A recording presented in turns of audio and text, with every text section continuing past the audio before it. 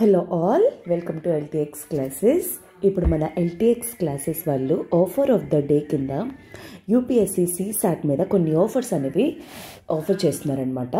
ఇప్పుడు next coming మనకి exams అనేవి ఉండబోతున్నాయి UPSC రిలేటెడ్. సో చాలామంది ఏంటి అంటే UPSCలోని CSAT GS2 పేపర్ ఏదైతే ఉందో అది చాలామందికి ఏంటి అంటే ఎలా ప్రాక్టీస్ చేయాలి, ఏంటి దానికోసం టెస్ట్ సిరీస్ అనేవి చాలా కష్టమైపోతుంది. అందుకోసం అని చెప్పేసి ఆఫర్ కింద CSAT అనేది అక్కడ కూడా GS పేపర్ 1 కానీ 2 కానీ రెండు కూడాను ఏ మాత్రం కూడా తగ్గకుండా ఉండాలి అని చెప్పేసి ఈ ఆఫర్ అనేది ప్రొవైడ్ చేస్తున్నారు. ఇదే ఫ్లాట్ 50% ఆఫ్ అనమాట. యూజువల్లీ 10,000 రూపీస్ వర్త్ కోర్స్ అనేది మీకు 4,999 రూపీస్కి ప్రొవైడ్ చేయడం అనేది జరుగుతుంది. అండ్ మీకు ఇంకొక అద్భుతమైన ఆఫర్ ఏంటి అంటే ఈ క్లాసెస్ అనేవి మనకి ఎవరో కవర్ చేయరు. మన classes by Suresh sir only. Suresh sir మీకు స్వయంగా ఈ టాపిక్స్ అన్నీ కూడా టీచ్ చేస్తారనమాట. So that is the best opportunity ever you have. ఎందుకంటే సార్ ఆల్రెడీ మనకి CAT 99 పర్సెంటైలర్ అండ్ డిఫరెంట్ కాంపిటేటివ్ ఎగ్జామ్స్కి వాళ్ళందరికీ కూడా ట్రైన్ చేసి ఉన్నారు. అర్థమెటిక్ అండ్ రీజనింగ్ టాపిక్స్లోని అండ్ ఇంగ్లీష్లో కానీ వీటన్నిటిలో కూడా సార్ ఏంటి అంటే చాలా ఎక్స్పీరియన్స్డ్ కాబట్టి మీకు ఏంటి అంటే చాలా మంచి రిఫరెన్స్ అనేది దొరుకుతుంది. అండ్ ఈ కోర్స్ వచ్చేసరికి మీకు లైఫ్ టైం వ్యాలిడిటీ అనమాట. బట్ ఈ ఆఫర్ మాత్రం కేవలం ఈరోజు మిడ్నైట్ వరకు మాత్రమే ఉండబోతుంది. సో ఎవరైతే CSATలో బ్యాక్వర్డ్ ఉన్నారో, CSATలో ఎవరైతే ఇంప్రవైజ్ అవ్వాలనుకుంటున్నారో దట్టు సురేష్ సార్ పర్యవేక్షణలోని. So this is the best opportunity అనమాట. దీని రిలేటెడ్ మీకు ఏమైనా ఇంకా డౌట్స్ ఆర్ ఎంక్వైరీస్ కానీ ఉన్నాయనుకోండి, యూ కెన్ కాల్ 7893899553. ఈ నెంబర్ కాల్ చేసి మీ డౌట్స్ అనేవి క్లియర్ చేసుకొని త్వరగా జాయిన్ అయ్యే ప్రయత్నం అనేది చేయండి. Welcome to LTX classes. And ఈరోజు డేట్ వచ్చేసరికి 29 జనవరి 2024. అండ్ ఈరోజు ద హిందూ అనాలిసిస్ అనేది కవర్ చేయబోతుంది Shanti madam. Okay, so yes, ఈరోజు ఆర్టికల్స్ అనేవి ఏంటేంటో అనేది ఫస్ట్ చూద్దాం. A closer look at Myanmar's discontent. అంటే ఇది రిలేటెడ్ టు మయన్మార్ తాలూకా పొజిషన్ ఎట్లుంది, ప్రజెంట్ ఏం జరుగుతుంది ఏంటి అనే దాని గురించి డీటెయిల్డ్ వ్యూ అనేది ఆథర్ ఇవ్వడం జరిగింది. At the same time India ఏ విధంగా దీన్ని తీసుకోవాలి అనేది కూడా మెన్షన్ చేయడం జరిగింది. Rohingya refugees hate campaigns. So Rohingyas అనే వాళ్ళు ఎక్కడి నుండి వస్తున్నారు అండ్ వీళ్ళ తాలూకా ప్రాబ్లమ్స్ ఏంటి ఎట్సెట్రా అనేది. Aadhaar based pay A bad idea for MGNREGS. Aadhaar based payment system అనేది చేయడం వల్ల MGNREGSలోని ఎన్ని ప్రాబ్లమ్స్ వస్తున్నాయి అనేది చెప్పేసి. Forest rights influence poll results. So actually forest rights గురించి ఇక్కడ తెలుసుకునే ప్రయత్నం అనేది చేద్దాం. అండ్ ఇండిపెండెన్స్ ఆఫ్ జ్యుడిషియరీ, స్వయంగా మన చీఫ్ జస్టిస్ ఆఫ్ ఇండియా గారు రాసిన ఆర్టికల్ అనమాట. సో అందుకే ఈ article importance. Only 1% women screened for cervical cancer in India. So ఈ క్యాన్సర్ రిలేటెడ్ డేటా అదంతా కూడా ప్రొవైడ్ చేయడం అనేది జరిగింది పేపర్లోని. అదొకసారి చూడడానికి ట్రై చేద్దాం. So now coming to the first article మనకి ఏంటి అంటే నేను యాజ్ లైక్ మీకు చెప్పినట్టు a closer look at Myanmar's discontent. ఇప్పుడు డిస్కంటెంట్ అంటే అర్థం ఏంటి? ప్రెజెంట్ మంచిగా సిచ్యువేషన్ అనేది లేదు అనేది. ఎందుకు ఈ సిచ్యువేషన్ అనేది మంచిగా లేదు మయన్మార్లోని అనేది ఫస్ట్ ఆఫ్ ఆల్ నేను మీకు బ్యాక్గ్రౌండ్ అనేది ప్రొవైడ్ చేస్తాను. ఆ తర్వాత మీకు ఆర్టికల్ అనేది ఎక్స్ప్లెయిన్ చేయడానికి ట్రై చేస్తాను. సో దాట్ మీకు ఆర్టికల్ అనేది ఈజీగా అర్థమవుతుంది అనమాట. అయితే ఫస్ట్ ఏంటి అంటే ఈ ఆర్టికల్ దేంట్లోకి వస్తుంది? GS2 international relations పర్స్పెక్టివ్లో important. అలానే GS3 సెక్యూరిటీ పర్స్పెక్టివ్లో కూడా మనకి చాలా చాలా ఇంపార్టెంట్ అనమాట. ఓకేనా? సో అయితే ఫస్ట్ ఇక్కడ అబ్జర్వ్ చేయడానికి ట్రై చేయండి. దిస్ ఈజ్ వేర్ మనకి this all part comes under or Myanmar. And Myanmar తాలూకా క్యాపిటల్ వచ్చేసరికి నైపైదా. అండ్ ఇక్కడ ఇంకా కొన్ని ఇంపార్టెంట్ ప్లేసెస్ అనేవి మీకు చెప్తాను, అవి కూడా పేర్లు గుర్తుపెట్టుకోవడానికి ట్రై చేయండి. ప్యారలల్లీ మీరు కూడా మ్యాప్ పాయింటింగ్ చేసుకోవడానికి అలవాటు చేసుకునే ప్రయత్నం అనేది చేయండి. And this is Rakhine state. ఈ రెఖైన్ స్టేట్ తాలూకా ఆ హయ్యెస్ట్ ఉన్న వాళ్ళు ఎవరు అంటే రోహింగ్యాస్ అనమాట. ఇందాక కూడా మనం డిస్కస్ చేసుకున్నాం. ఆర్టికల్స్ టు బి కవర్డ్లో మీకు చెప్పాను రోహింగ్యా రెఫ్యూజీస్ అని చెప్పేసి. సో అందుకే ఇక్కడ రఖైన్ స్టేట్ అనేది గుర్తుపెట్టుకోండి. And this is Chin state. And Chin వచ్చేసరికి మనకి ఏంటి అంటే ఇండియాకి మిజోరాంకి అంటే ఇండియాకి మయన్మార్కి బార్డర్ స్టేట్ అనమాట. And this is Kayin state. And అలానే this is Shan state and Kampat, Rikhawdar. So ఇవన్నీ కూడా ఇంపార్టెంట్ ఏరియాస్ అనమాట మయన్మార్లోని. అయితే first of all historical background అనేది తెలుసుకోవడానికి ట్రై చేద్దాం. ఫస్ట్ ఆఫ్ ఆల్ మీరు బ్యాక్గ్రౌండ్ అనేది అర్థం చేసుకుంటే ప్రెజెంట్ ఆర్టికల్, ప్రెజెంట్ సిచ్యువేషన్ ఎందుకు ఇట్లా ఉందనేది మీకు చాలా క్లియర్గా తెలుసుకుంటుంది. సో దానికంటే ముందు ఫస్ట్ ఆఫ్ ఆల్ మీరు ఒక పదం అనేది తెలుసుకోవాలి. అది ఏంటి అంటే సివిల్ వార్. సివిల్ వార్ అంటే అర్థం ఏంటి? దిస్ ఈజ్ ఏ ప్రోలాంగ్డ్ కాన్ఫ్లిక్ట్ అనమాట. ప్రోలాంగ్డ్ అంటే అర్థం ఏంటి? ఎప్పటి నుండో రన్ అవుతున్న కాన్ఫ్లిక్ట్ అనమాట, గొడవలు ఎవరెవరికి మధ్య, ఇఫ్ అట్ ఆల్ ఎప్పుడైనా సరే బిట్వీన్ ఒక ఆర్గనైజ్డ్ గ్రూప్స్కి మధ్య ఎప్పుడైనా ఏదైనా ఒక కంట్రీలోని ఆర్గనైజ్డ్ గ్రూప్స్కి మధ్య with in the state or with in the country. Okay, so like ఇప్పుడు ఫర్ ఎగ్జాంపుల్ అంటే ఇండియాలోని మీకు ఎగ్జాంపుల్ కింద చెప్తాను. ఫర్ ఎగ్జాంపుల్ ఏంటి అంటే ప్రజెంట్ మన గవర్నమెంట్కి అండ్ మిలిటరీకి మధ్య ఏదైనా గొడవ అయిందనుకోండి, that is a civil war. అలానే ప్రజలకి మిలిటరీకి మధ్య, లేకపోతే ప్రజలకి గవర్నమెంట్కి మధ్య ఇలా ఇష్యూస్ జరుగుతున్నాయి ఏమైనా అనుకోండి, అలాంటప్పుడు దాన్ని సివిల్ వార్ అని చెప్పేసి అంటారనమాట. అయితే ప్రజెంట్ మయన్మార్లో సిచ్యువేషన్ బాగాలేకపోవడానికి కారణం లేదా అన్హ్యాపీగా ఉండడానికి గల కారణం ఏంటి అంటే ఈ సివిల్ వార్ అనమాట. ఈ సివిల్ వార్ అనేది ఎప్పుడు స్టార్ట్ అవ్వడం అనేది జరిగింది? సో వాట్ హ్యాపెండ్ యాక్చువల్లీ 2020లోనమాట. కరెక్ట్గా ఇప్పటికి ఒక 4 years బ్యాక్ అనమాట. ఎక్కడ? మయన్మార్లోని, ప్రజెంట్ మయన్మార్లోని ఎలక్షన్స్ అనేవి జరిగాయి. ఈ ఎలక్షన్స్లోని ఎవరు విన్ అయ్యారు? National league for democracy, NLD. అంటే ఇక్కడ మనకి బీజేపీ, ఐఎన్సీ ఎట్లనో అక్కడ వాళ్ళకి NLD group, national league for democracy అనమాట. ఇదొక డెమోక్రటిక్ గవర్నమెంట్ అనమాట. డెమోక్రసీ అంటే అర్థం ఏంటి? ఎప్పుడైతే ప్రజల తాలూకా అంటే స్వేచ్ఛ కానీ హక్కులు కానీ అవన్నీ కూడా ఎప్పుడు ఏ గవర్నమెంట్ నిలబెడుతుందో దాన్ని మనం ఏమంటాం? డెమోక్రటిక్ గవర్నమెంట్ అని చెప్పేసి అంటాం. ఈ డెమోక్రటిక్ పార్టీ ఆంగ్ సాన్ సూకీ తాలూకా పార్టీ అనేది విన్ అవ్వడం అనేది జరిగిందనమాట. కాకపోతే ఏం జరిగింది? ఈవెన్ దో ఈవిడ విన్ అయినా సరే, అంటే వీళ్ళ గవర్నమెంట్ అనేది విన్ అయినా సరే, అక్కడ మయన్మార్లోని మిలిటరీ జుంతా అని ఉంటుందన్నమాట. అంటే మిలిటరీ తాలూకా అండర్ అనమాట. సో ఈ మిలిటరీ జుంతానే మయన్మార్ భాషలోని ఏమంటారు? తత్మాదా. వీళ్ళు ఏమన్నారు? ఎన్ఎల్డి వాళ్ళు ఏం చేశారు? ఎలక్షన్ ఫ్రాడ్స్ అనేవి చేశారు. అంటే ఎలక్షన్లో కొన్ని ఫ్రాడ్స్ అనేవి చేయడం ద్వారా వీళ్ళు ఆంగ్ సాన్ సూకీ వాళ్ళు గవర్నమెంట్ అనేది ఫామ్ చేశారు. సో ఇది డెమోక్రసీ కాదు అని చెప్పేసి వీళ్ళని హౌస్ అరెస్ట్ అనేది చేసేసి ఈ గవర్నమెంట్ అనేది పడేసి మొత్తం మిలిటరీ తాలూకా పవర్, స్టేట్ తాలూకా పవర్, కంట్రోల్ ఎట్సెట్రా అంతా కూడాను మిలిటరీ జుంతా అయిన ఈ తత్మాదా వాళ్ళు హోల్డ్ చేసుకోవడం అనేది జరిగిందనమాట. కాకపోతే ఏంటి 2021లోనమాట, 2021లోని ఏం జరిగింది? సో అంటే ఎలక్షన్స్ అయిపోయిన తర్వాత వీళ్ళు ఇలా క్రిటిసైజ్ చేసిన తర్వాత 2021లోని ఫైనల్లీ ఆంగ్ సాన్ సూకీని దించేసి మొత్తం అంతా కూడాను స్టేట్ ఆఫ్ ఎమర్జెన్సీ అనే డిక్లేర్ చేశారు.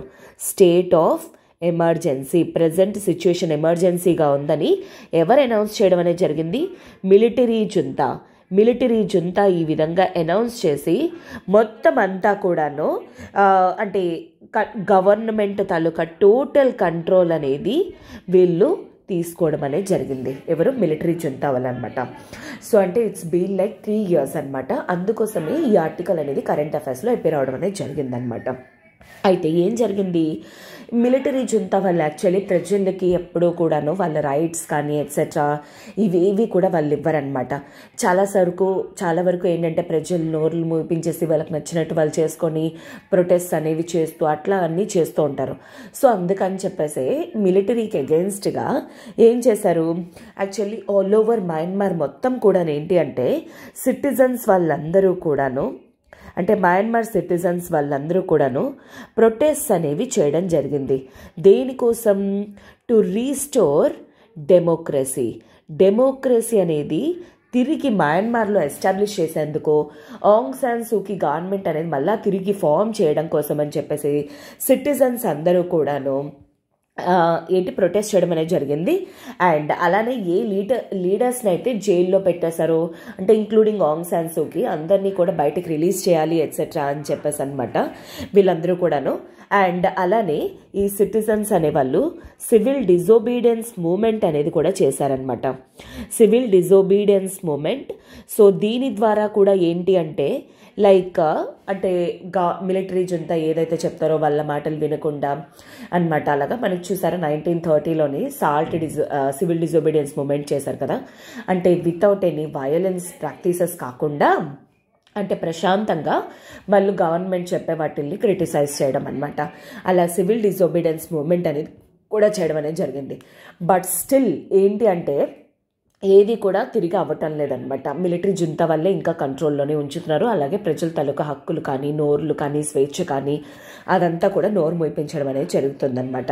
అండ్ ఇంకా ఎక్కువ డిసెంట్ ప్రెస్ మీద కండిషన్స్ రూల్స్ అవన్నీ పెట్టడం అనేది జరిగింది. సో అందుకని చెప్పేసి మయన్మార్లోని ఉన్న కొన్ని ఎథ్నిక్ ఆర్మ్డ్ ఆర్గనైజేషన్స్ అనమాట. ఎథ్నిక్ ఆర్మ్డ్ ఆర్గనైజేషన్స్ అంటే ఇప్పుడు చూసారా, ఫర్ ఎగ్జాంపుల్ కొన్ని కమ్యూనిటీస్ ఉన్నాయన్నమాట. ఆ కమ్యూనిటీస్ వాళ్ళు ఆర్మీ కింద చేసుకోవడం అనేది జరిగింది. ఫర్ ఎగ్జాంపుల్ ఇక్కడ పేపర్లోనే ఎక్స్ప్లెయిన్ చేయడం అనేది జరిగింది. ఎవరెవరు? ఫర్ ఎగ్జాంపుల్ అరకన్ ఆర్మీ, ఇదిగోండి ఇక్కడ మెన్షన్ చేసింది. ఇవి వచ్చేసరికి national unity, military collapsed, Arakan army కానీ అలానే బామర్ ఎథ్నిక్ కమ్యూనిటీ, సెగాంగో కానీ వీళ్ళందరూ కూడానమాట. ఇంకా డిఫరెంట్ ఆర్మీ గ్రూప్ వాళ్ళు కూడాను. ఇదిగోండి for example Arakan army, Myanmar national democratic alliance army, తాంగ్ national liberation army కానీ వీళ్ళందరూ కూడాను పీపుల్ డిఫెన్స్ ఫోర్సెస్ కింద ఆర్గనైజ్ అవ్వడం అనేది జరిగిందనమాట. ఈ ఎథ్నిక్ ఆర్మ్డ్ గ్రూప్స్ వాళ్ళు కానీ సివిలియన్స్ కానీ పీపుల్ కానీ వీళ్ళందరూ కలిపి ఒక గ్రూప్ కింద ఫార్మ్ అయ్యారు. దాన్ని కంబైన్డ్ పీపుల్స్ డిఫెన్స్ ఫోర్సెస్ అని చెప్పేసి అంటే పీడిఎఫ్ గ్రూప్ కింద ఫార్మ్ అవడం జరిగిందనమాట. ఎందుకోసం ఈ గ్రూప్ అనేది ఫార్మ్ అయ్యారు? టు రెసిస్ట్, అంటే టు రెసిస్ట్ ఆర్ అపోజ్ అనమాట. ఎవరిని అపోజ్ చేయడానికి? మిలిటరీ జుంతా తత్మాదాన్ని యాక్చువల్లీ రెసిస్ట్ చేయడం కోసం అనమాట. వీళ్ళు ఈ పీపుల్ డెమోక్రటిక్ ఆర్మీ వాళ్ళు ఏం చేశారు? డిఫెన్స్ ఫోర్సెస్ వాళ్ళు ఇన్ఫాక్ట్ వీళ్ళు నేషనల్ యూనిటీ గవర్నమెంట్ ఎన్యూజీ తోటి కొలాబొరేట్ అవ్వడం అనేది కూడా జరిగింది. ఎందుకు? ఇది యాక్చువల్లీ ఈ ఫార్మ్ ఏదైతే ఉందో లా మేకర్స్ది తాలూకు అనమాట. అంటే లాయర్స్, జడ్జెస్, ఈ లా రిలేటెడ్ ఎవరైతే ఉన్నారో వాళ్ళందరూ కలిపి ఫామ్ చేసుకున్న ఒక గ్రూపే ఎన్యూజీ గ్రూప్ అనమాట. వాళ్ళతో కలిపి మయన్మార్లో యాక్చువల్లీ వాళ్ళ తాలూకా ఫ్రీడమ్ ఆఫ్ స్పీచ్ కానీ ఎక్స్ప్రెషన్ కానీ ఇవన్నీ కూడా నిలిచేందుకు కాను ఆ మిలిటరీ అథారిటీ ఏదైతే ఉందో దాన్ని పడేసే విధంగా, ఎందుకంటే మయన్మార్ కాన్స్టిట్యూషన్లో అలాంటివి ఏం లేవు. సో అది వీళ్ళు ఎలా అపోజ్ చేస్తున్నారు ఏంటి అనేది చూపించడం కోసం అని చెప్పేసి ఈ ఆర్గనైజేషన్తో కూడా వాళ్ళు ఫైట్ చేయడం అనేది జరిగిందనమాట. సో ప్రెజెంట్ వచ్చేసరికి సిచ్యువేషన్ ఎలా ఉందంటే వీళ్ళందరూ కలిపి ఎక్కడెక్కడ ఈ ఎన్యూజీ వాళ్ళు కానీ పీపుల్స్ డిఫెన్స్ ఫోర్సెస్ వాళ్ళు కానీ అరకన్ ఆర్మీ కానీ మిలిటరీ యూనియన్ వాళ్ళు కానీ ఎట్సెట్రా వీళ్ళందరూ కూడా ఇన్ఫ్యాక్ట్ మిలిటరీ జుంటాకి ఎగెయిన్స్ట్గా ఎక్కడెక్కడ రఖైన్ స్టేట్, మీకు ఇందాకే చెప్పాను ఇవన్నీ ఎక్కడ లొకేట్ అయ్యి ఉన్నాయో చూసుకోండి అని, అండ్ అలానే Kayin state, especially Shan state. Shan అనేది గుర్తుపెట్టుకోవడానికి ట్రై చేయండి. ఎందుకు షాన్ అని నేను చెప్తున్నానంటే దిస్ ఈజ్ మిజోరామ్స్ బార్డర్. ఇండియాకి దగ్గరలో అనమాట. షాన్ స్టేట్లో కానీ అండ్ అలానే చిన్ స్టేట్లో కానీ ఇలాగే ఈ పర్టికులర్ స్టేట్స్లోని మిజోరాం దగ్గర ఎక్కడైతే బార్డర్ అవుతున్నాయో ఇక్కడ మొత్తం అంతా కూడాను ఏం జరుగుతున్నాయి, ఫైటింగ్స్ అనేవి జరగడం జరుగుతుంది. ఎవరెవరికి మధ్య? ఈ groups people defence forces plus NUG plus remaining armies వాళ్ళు కానీ, అంటే ఎథనిక్ ఆర్మీస్ అనమాట. వీళ్ళందరికీ ఎగెయిన్స్ట్గా ఎవరితోటి? మిలిటరీ జుంతా వాళ్ళతోటి. దీనివల్ల ఏం జరుగుతుంది? ఫస్ట్ ఆఫ్ ఆల్ ఈ వార్స్ వల్ల అటు మిలిటరీ జుంతా వాళ్ళు ప్రతిసారి కూడా వీళ్ళు క్రష్ చేసేయాలి, తొక్కేయాలి ఎట్సెట్రా అని చెప్పేసి అనుకుంటున్నారు.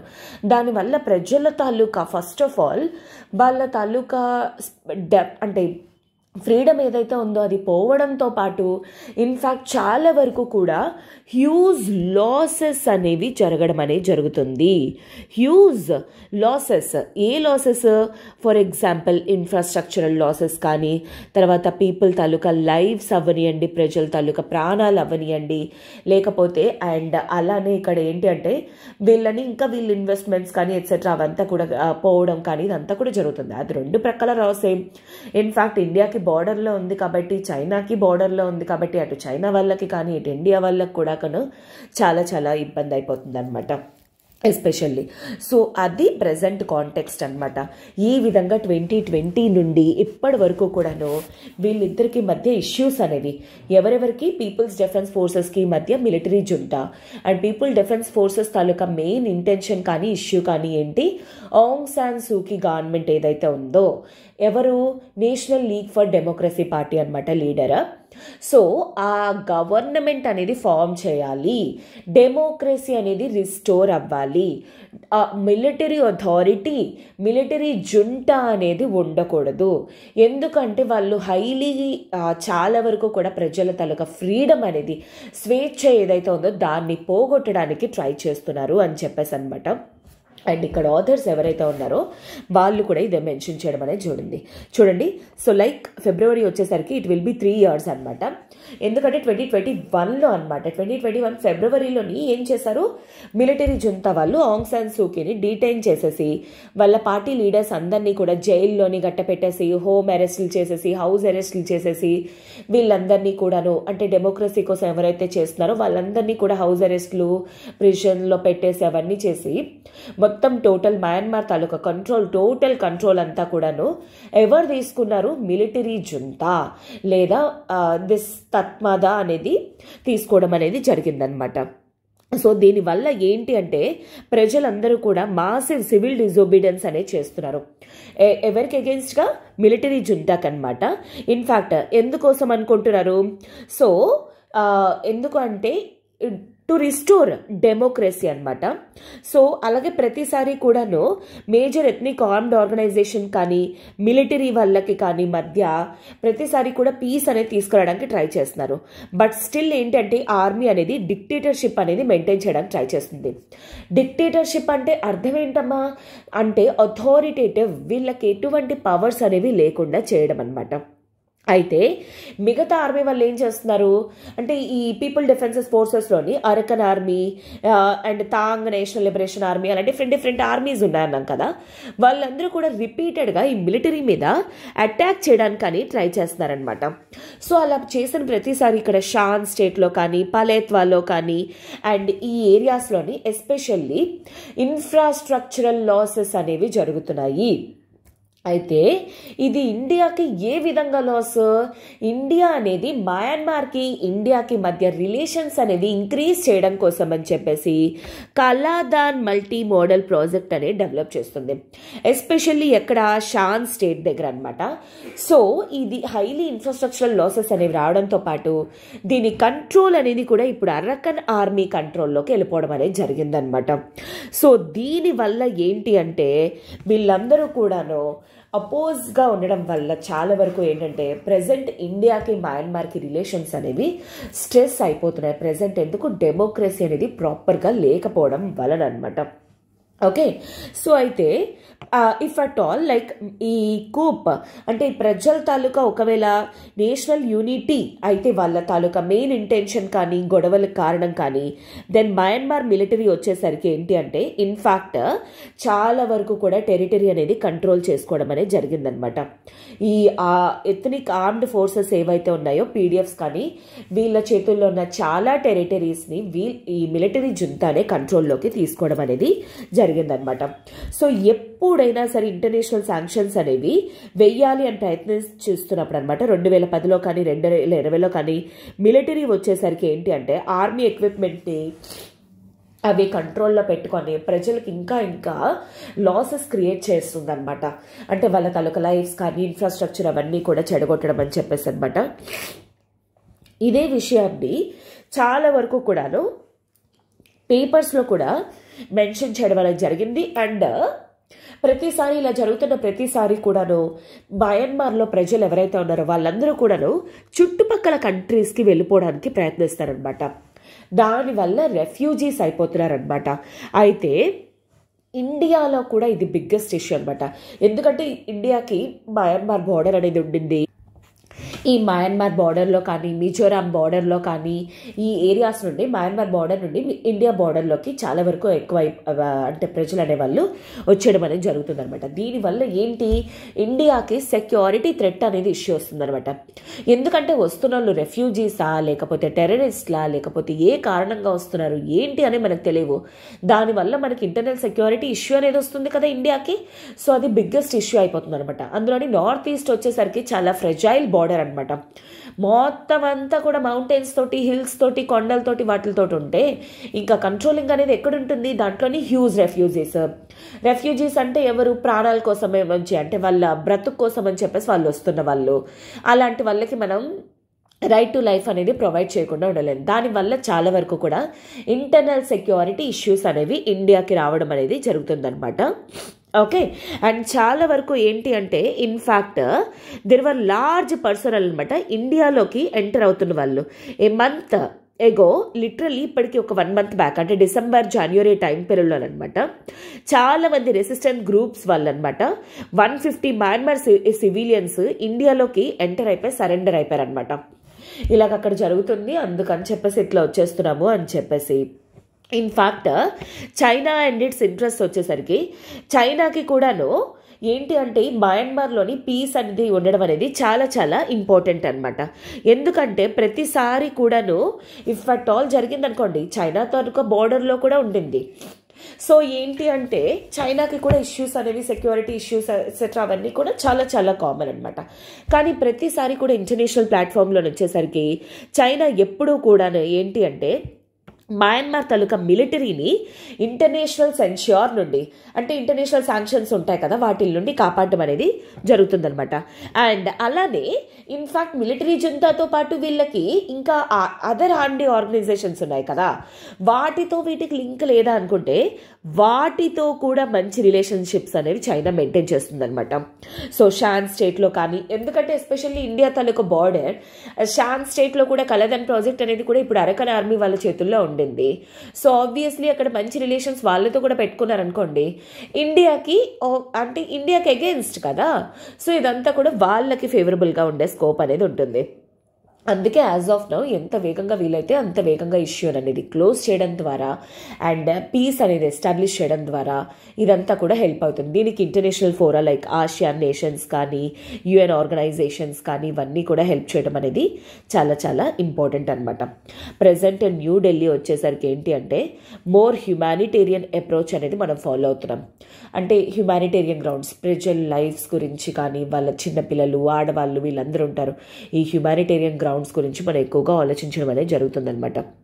సో దానివల్ల ఎంతమంది రెఫ్యూజీస్ వస్తున్నా సరే మనం ఏం చేయకుండానో యాక్చువల్లీ ఏంటి అంటే మనం యాక్సెప్ట్ చేయడం అనేది కూడా జరుగుతుందన్నమాట ప్రజెంట్ వచ్చేసరికి.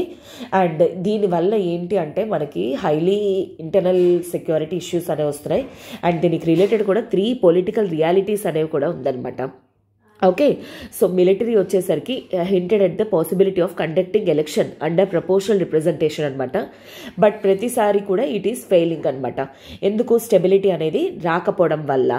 And in fact despite the absence of charismatic leader, meaningful international support, resistance to the coup has డెమోన్స్ట్రేటెడ్ resilience over the past years. ఇప్పటి వరకు కూడా మిలిటరీ జుంటా ఉండడానికి గల కారణం కూడా ఏంటి అంటే ఎవరు కూడా క్రిటిసైజ్ చెయ్యకపోవడం వల్ల కూడా అనమాట. అండ్ థర్డ్, మయన్మార్ వచ్చేసరికి పొలిటికల్లీ చాలా చాలా ఫ్రాగ్మెంటెడ్ అనమాట. ఒక పర్టికులర్ ఏరియాలోని షాన్ స్టేట్లో ఒకలాగా, లేదా చిన్ స్టేట్లో ఒకలాగా, రఖైన్ స్టేట్లో ఒకలాగా, అలాగా డిఫరెన్సెస్ అనేవి ఉండడం వల్ల కూడా మిలిటరీలో అంటే మయన్మార్లోని ప్రాపర్ డెమోక్రటిక్ సిస్టమ్ అనేది ఎస్టాబ్లిష్ చేయలేకపోతున్నారనమాట. So it is high time అనమాట for India to calibrate Myanmar policy అనేది షేపప్ చేయడానికి. ఎందుకంటే after consultations with the relevant stakeholders, China ఏ విధంగా అయితే అందరితోటి రిలేషన్షిప్స్ అనేవి మెయింటైన్ చేస్తుందో అదేవిధంగా అందరు స్టేక్ హోల్డర్స్ని కూర్చోబెట్టి డిస్కస్ చేసి ఇవన్నీ చేయటం అనేది కూడా ఇండియాకి చాలా ఇంపార్టెంట్. ఎందుకంటే this is all part of ASEAN కాబట్టి ఆసియాన్లో పీస్ అండ్ సెక్యూరిటీ ఉండడం అనేది ఇండియాకి చాలా చాలా important. So it is high time అనమాట మనం ఏదో ఒక డెసిషన్ అనేది తీసుకొని మయన్మార్ పాలసీని చేంజ్ చేసుకోవడం అని. ఓకేనా? So this is all about article అనమాట. ఇదంతా కూడా ఏంటి, మయన్మార్లో ఏం జరుగుతుంది, ఇండియా ఏ విధంగా రియాక్ట్ అవ్వాలి ఏంటి అనేది ఈ ఆర్టికల్లో క్లియర్గా మెన్షన్ చేయడం అనేది జరిగింది. ఓకేనా? I hope this is very much clear. So next article మనకు వచ్చేసరికి ఏంటంటే, Rohingya refugees move court over hate campaigns on Facebook, flag high risk in poll year. Actually this is all about మనకి GS2 అనమాట. GS2లోని పాలిటీలోని ఒకటి important and GS3లోని మనకి security పర్స్పెక్టివ్లో కానీ are media పరంగా కానీ వాటి పర్స్పెక్టివ్లో కూడా చాలా ఇంపార్టెంట్. వీళ్ళెవరు ఏంటి అనేది చూద్దాం. సో ఫస్ట్ ఆఫ్ ఆల్ ఇక్కడ రోహింగ్యాస్ అనే పదం అనేది వాడడం జరిగింది. రోహింగ్యాస్ అనే వాళ్ళు ఎవరు? They are actually Muslims minority community అనమాట. ఎక్కడ లొకేట్ అయ్యి ఉన్నారు? Rakhine state of Myanmar. So ఇప్పుడే నేను నెక్స్ట్ వెంటనే ఈ ఆర్టికల్ తీసుకోవడానికి గల రీజన్ కూడా అదే అనమాట. ఇందాక మీకు మయన్మార్ అనేది బార్డర్ చూపించినప్పుడు రఖైన్ స్టేట్ అనేది చూపించాను. ఎస్పెషల్లీ మనకి నార్త్ ఈస్ట్ బార్డర్లోని లొకేట్ అయిందనమాట. ఈ రోహింగ్యాస్ అనేవాళ్ళు మైనారిటీ కమ్యూనిటీ అనమాట. మైనారిటీ అంటే తక్కువ నెంబర్లో ఉండడం వల్ల అనమాట. సో వాళ్ళ నెంబర్ చాలా తక్కువగా ఉండడం వల్ల మిలిటరీ జుంటాకి అగెయిన్స్ట్ అనమాట వీళ్ళు. సో మిలిటరీ జుంటా వాళ్ళు ఎప్పటి నుండి, సిన్స్ 2015 నుండి కూడాను వీళ్ళ మీద చాలా వరకు కూడా అటాక్స్ అనేది చేయడం జరిగింది.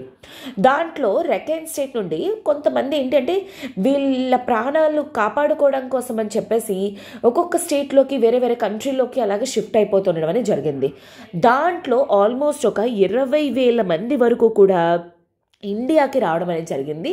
అండ్ ఇండియాకి వచ్చేసి వీళ్ళకి ఏంటి అంటే వీళ్ళకి UN రెఫ్యూజీ కార్డ్స్ ఉంటాయి అన్నమాట. ఆ UN రెఫ్యూజీ ఏజెన్సీ ప్రకారంగా రోహింగ్యాస్ అనేవాళ్ళు అంటే చంపేస్తున్న కమ్యూనిటీ అనమాట. సో అందుకోసం అని చెప్పేసి వాళ్ళకి రెఫ్యూజీ స్టేటస్ అంటే ఏ నేషన్లోకి వాళ్ళకి వెళ్ళినా సరే అంటే UN తాలూకా రెఫ్యూజీ బాడీ ఉంటుందన్నమాట. దాన్ని యాక్సెప్ట్ చేయడం ద్వారా ఎవరైనా కంట్రీస్లోకి ఎంటర్ అవుతున్నారనుకోండి వాళ్ళ తాలూకా ప్రాణాలు కాపాడడం కానీ వాళ్ళకి సేఫ్ గ్రౌండ్స్ అనేవి ప్రొవైడ్ చేయడం కానీ అది తాలూకా మెయిన్ ఇంట్రెస్ట్ అనమాట. అయితే ఏం జరుగుతుంది, ఇండియాలోకి కూడా అలాగే ఆల్మోస్ట్ 20,000 వరకు కూడా ఇండియా బార్డర్లోకి ఎస్పెషల్లీ నార్త్ ఈస్ట్ బార్డర్లోకి వచ్చేయడం అనేది జరిగింది. అయితే ఇప్పుడు ఇష్యూ అనేది ఏంటి మెయిన్, సో ఈ రోహింగ్యాస్ అనేవాళ్ళు ఇండియాలోని ఏంటి అంటే ముస్లిం కమ్యూనిటీ, ముస్లిం మైనారిటీస్ అనమాట. ప్రెజెంట్ ఏం జరుగుతుంది, వీళ్ళని థ్రెట్ లాగా చూడటం అనేది జరిగింది on the basis of security పర్స్పెక్టివ్లోని. ఎందుకు అంటే ప్రెజెంట్ అంటే చాలా వరకు నోషన్ అనేది ఉండింది కదా, ముస్లిమ్స్ అనేవాళ్ళు టెర్రరిస్ట్ అటాక్స్ చేస్తారు, థ్రెట్స్ అనేవి క్రియేట్ చేస్తారు, ఇండియాలోని ఇంటర్నల్ సెక్యూరిటీ ఇష్యూస్ అనేవి చేస్తున్నారు. ప్రెజెంట్ ఎస్పెషల్లీ ఇండియాలోని రైట్ వింగ్ ఐడియాలజీ ఎస్పెషల్లీ ఉండడం వల్ల ఈ ముస్లిమ్స్ మీద ఇంకా ఇంకా ఎక్కువగా వీళ్ళ మీద ఆరోపణలు అనేవి ఎక్కువ జరుగుతున్నాయి అనమాట. సో ఇది చాలా స్ప్రెడ్ అవుతున్న టైంలోనే ఏంటి అంటే వీళ్ళ మీద ఇన్ఫాక్ట్ ఫేస్బుక్ కానీ ప్రెజెంట్ ఎక్స్ అంటే ట్విట్టర్, ఇంతకుముందు మన ట్విట్టర్ ఏదైతే అంటున్నామో ఇప్పుడు ఎక్స్ ప్లాట్ఫామ్స్లో కానీ ఇన్స్టాగ్రామ్ ప్లాట్ఫామ్స్లో కానీ వీళ్ళ మీద హేట్ క్యాంపెయిన్స్ అనేవి జరుగుతున్నాయి. హేట్ క్యాంపెయిన్స్ అంటే అర్థం ఏంటి, వీళ్ళకి ఎగెయిన్స్ట్గా అన్నమాట. అంటే వీళ్ళని ద్వేషిస్తూ వాళ్ళు ఇలా చేస్తున్నారు అలా ఒక్కటి స్ప్రెడ్ అయిందనుకోండి, చాలా ఫాస్ట్గా సోషల్ మీడియా ఈరోజు ఎలా ఉంది, చిన్నది ఒక మ్యాటర్ పెడితే చాలు ఎంత ఫాస్ట్గా స్ప్రెడ్ అవుతుందంటే అంత ఫాస్ట్గా స్ప్రెడ్ అవుతుంది. ఆ స్ప్రెడ్డింగ్ అనేది చాలా దారుణంగా ఇప్పుడు జరుగుతుందన్నమాట. దీనివల్ల రోహింగ్యాస్ ఎవరైతే ఉన్నారో, ఎక్కడెక్కడైతే స్ప్రెడ్ అవుతుందో వాళ్ళు ఎక్కడైతే ఉంటున్నారో అలాంటి ఏరియాస్లోని వీళ్ళ మీద నార్మల్ పీపుల్ అంటే ఇండియన్స్ ఎవరైతే ఉన్నారో వాళ్ళందరూ కూడా అటాక్స్ అనేవి చేస్తున్నారనమాట. వాళ్ళని చంపేయడం కానీ లేకపోతే వాళ్ళకి ఇంజురీ క్రియేట్ చేయడం కానీ, రాళ్ళు విసరడం కానీ, కర్రలతో కొట్టడం కానీ ఇట్లా అన్నీ చేస్తున్నారనమాట. సో అందుకని చెప్పేసి రోహింగ్యాస్ అనే వాళ్ళు ఏం చేశారు, వీళ్ళు ఒక పబ్లిక్ ఇంట్రెస్ట్ లిటిగేషన్ అనేది ఫైల్ చేశారనమాట. వీళ్ళు దేనికోసం అని చెప్పేసి ఎక్కడ ఇంతకీ ఢిల్లీ హైకోర్టులో అనమాట హేట్ క్యాంపెయిన్స్ అనేవి వీళ్ళ మీద సోషల్ మీడియాలోనే జరుగుతున్నాయని చెప్పేసి, ఎందుకు వీళ్ళని టెర్రరిస్ట్ అంటున్నారు, లేకపోతే ఇన్ఫిల్ట్రేటర్స్ అంటున్నారు, లేకపోతే వీళ్ళు ఏంటి అంటే ఇండియాకి సెక్యూరిటీ ప్రాబ్లం అనేది క్రియేట్ చేస్తున్నారు ఎస్పెషల్లీ అని చెప్పేసి. ఎస్పెషల్లీ ఇది 2019లోని ఇదే టైం పీరియడ్లోని చాలా ఎక్కువ జరిగాయి అనమాట. అది కూడా ఎలక్షన్ ఇయర్ అండ్ ఇప్పుడు కూడా 2024 ఎలక్షన్ ఇయర్ అవడం వల్ల ఇంకా ఎక్కువ ఇష్యూస్ అనేవి జరుగుతున్నాయి. సో దీని బ్యాక్ ఏదైనా పొలిటికల్ ఐడియాలజీ ఉందా ఏంటి అనేది ఒక డౌట్ ఆర్ ఒక థింగ్ అని చెప్పేసి మనం అనుకోవచ్చు. బట్ ఎనీవేస్ మనం అది పక్కన పెడితే, పొలిటికల్ పర్స్పెక్టివ్ అనేది పక్కన పెడితే, ఇప్పుడు రోహింగ్యాస్ మీద ఏం జరుగుతుందో, ఎందుకంటే వీళ్ళు యుఎన్ ప్రకారంగా ఇంటర్నేషనల్లీ రికగ్నైజ్డ్ అనమాట వీళ్ళు రెఫ్యూజీస్ అని చెప్పేసి. ఎందుకంటే వీళ్ళ మీద చాలా అన్యాయాలు దారుణాలు అనేవి చేస్తున్నారు మయన్మార్లోని మిలిటరీ జుంతా వాళ్ళు. సో అందుకే ఈ పర్టికులర్ టైం పీరియడ్లోని ఎవరు ఏ కంట్రీలోకి వీళ్ళు వెళ్ళినా సరే on the grounds of humanitarian perspective grounds బట్టి వాళ్ళకి ఆ సేఫ్ గ్రౌండ్స్ అనేవి ప్రొవైడ్ చేయాలి. అండ్ దట్టు ఇండియా వచ్చేసరికి ఏంటి, India as a welfare nation and also gives utmost respect to the fundamental rights or human rights. అందులోని హ్యూమన్ రైట్స్ అంటే మానవ హక్కులు. So for example like right to life ఏదైతే ఉందో అది one of the human rights, అంటే బ్రతికే హక్కు అనేది ఇన్ఫ్యాక్ట్ మనకి ఇండియాలో కూడా ఫండమెంటల్ రైట్స్లో ఇది మెన్షన్ చేస్తుంది. ఆర్టికల్ 21 ఆఫ్ ఇండియన్ కాన్స్టిట్యూషన్లో కూడా ఇది మెన్షన్ చేసి ఉండిందనమాట. సో అలాంటప్పుడు వీళ్ళని అంటే వీళ్ళని సేఫ్ గ్రౌండ్స్లో ఉంచడం కానీ వీళ్ళ తాలూకా సేఫ్టీ సెక్యూరిటీ అవి చూసుకోవడం అనేది of course as a welfare nation కింద ఇండియన్ గవర్నమెంట్ తాలూకా ఒకవేళ థ్రెట్ అనేది ఉంటే ఉండొచ్చు, కాదు అని చెప్పలేము. కాకపోతే ఆ థ్రెట్ ఏంటి, ఎలా వస్తుంది, ఏంటి అనేది ఐడెంటిఫై చేయడం కూడా గవర్నమెంట్ సపోర్టే. అండ్ ప్రజలకి కూడా ఏంటి అంటే ఆ సేఫ్టీ అనేది ప్రొవైడ్ చేయడం కూడా గవర్నమెంట్ తాలూకా మెయిన్ రెస్పాన్సిబిలిటీ అనమాట యాజ్ అ వెల్ఫేర్ నేషన్ ప్రకారంగా. ఎందుకంటే మనకి ఈవెన్ మన ప్రియాంబుల్లో కూడాను ఏమని మెన్షన్ చేస్తుంది, India is a sovereign socialist secular democratic and republic అనే వర్డ్స్ అనేవి కూడా మనకు మెన్షన్ చేసి ఉంటాయి. ఈ పర్స్పెక్టివ్లో సెక్యులర్ అంటే రిలీజియన్ గ్రౌండ్స్ పైన మనం ఎవరికి కూడా ఎటువంటి డిస్క్రిమినేషన్ అనేది చూపించమనేది, డెమోక్రసీ ప్రజల తాలూకా ఆ హక్కుల్ని మనం కాపాడుతాము అని చెప్పేసి ఇవన్నీ కూడా మెన్షన్ చేసి ఉన్నాయి. అలాంటప్పుడు వీళ్ళ మీద ఏవైతే అటాక్స్ జరుగుతున్నాయో ఆ అటాక్స్ నుండి కాపాడడం అనేది కూడా గవర్నమెంట్ తాలూకా రెస్పాన్సిబిలిటీ అని చెప్పేసి ఈ ఆర్టికల్లో మెన్షన్ చేయడం అనేది జరిగిందనమాట. సో దీని గురించే మెన్షన్ చేసి ఉంది. అండ్ ఎస్ యాక్చువల్లీ ఈ అలిగేషన్స్ అనేవి కూడా ట్రూ కాదు. ఎందుకంటే ఎక్కడా కూడాను వీళ్ళ మీద సెక్యూరిటీ థ్రెట్స్, టెర్రరిస్ట్ అని ఎవరైతే ఆరోపణలను చేస్తున్నారో అవి ఏవి కూడా బయటికి ఎవిడెన్సెస్ అనేవి లేవు. వాళ్ళ మీద ఎటువంటి హిస్టారికల్ ట్రాక్స్ అనేవి కూడా లేవన్నమాట. ఏవి చేసినట్టు కానీ లేకపోతే ఇండియాకి ఎటువంటి థ్రెట్ క్రియేట్ చేస్తున్నట్టు కానీ ఎట్సెట్రా అనమాట. ఓకేనా? So that is all happened and ఇది ప్రెసెంట్ మయన్మార్కి జరుగుతుంది. అండ్ మయన్మార్ తాలూకా ఇంపాక్ట్ అనేది కూడా ఇండియా మీద ఈ విధంగా పడుతుంది అనమాట. ఓకేనా? So moving to the next article. But before that ఒక చిన్న అనౌన్స్మెంట్ అనేది చూద్దాం. ఇప్పుడు మన ఎల్టీఎక్స్ క్లాసెస్ వాళ్ళు రిపబ్లిక్ డే ఆఫర్ కింద యూపీఎస్సీ ఇన్ఫైనిటీ ఆన్లైన్ కోర్స్ మీద కొన్ని ఆఫర్స్ అనేవి ప్రొవైడ్ చేస్తున్నారనమాట. యూజువల్లీ ఆన్లైన్లో 60,000 రూపీస్ వర్త్ కోర్స్, కాకపోతే ఇప్పుడు ప్రెసెంట్ రిపబ్లిక్ డే ఆఫర్ కింద దీనికి 48,000 రూపీస్కి ఫ్లాట్ 12,000 రూపీస్ ఆఫ్ అనేది ప్రొవైడ్ చేస్తున్నారు. ఈ ఫీ ఆఫర్ అనేది మీకు కేవలం 31 జనవరి వరకు మాత్రమే ఉండబోతుంది. దీని లోపల ఎవరైనా జాయిన్ అయ్యే ప్రయత్నం అనేది చేయండి. సో దీనివల్ల ఏంటంటే మీకు లైఫ్ టైం వ్యాలిడిటీ ఉంటుందన్నమాట. అంటే ఎగ్జామ్ క్లియర్ చేసేంత వరకు కూడా మల్టిపుల్ టైమ్స్ మీరు క్లాసెస్కి అటెండ్ అవ్వచ్చు. అండ్ అలానే అప్గ్రేడ్ అయ్యి మీరు ఆఫ్లైన్ క్లాసెస్కి కూడా రావచ్చు. టెస్ట్ సిరీస్ అనేవి ఉంటాయి. నెంబర్ ఆఫ్ టైమ్స్ ఇవి రాసుకోవచ్చు. నెంబర్ ఆఫ్ టైమ్స్ క్లాసెస్ అనేవి వినొచ్చు. ఎల్టీఎక్స్ క్లాసెస్ తాలూకా ఫ్యాకల్టీ తాలూకా సపోర్ట్ అనేది కూడా మీకు ఉంటుందన్నమాట. న్యూ బ్యాచెస్ అనేవి 1 ఫిబ్రవరి నుండి స్టార్ట్ అవుతున్నాయి. సో జస్ట్ 2 days మాత్రమే టైం ఉంది. ఈ లోపల త్వరగా ఫాస్ట్గా జాయిన్ అయ్యే ప్రయత్నం అనేది చేయండి. దీంట్లో మీకు జిఎస్ ప్లస్ ఈసాట్ క్లాసెస్ అనేవి ప్రొవైడ్ చేస్తాం.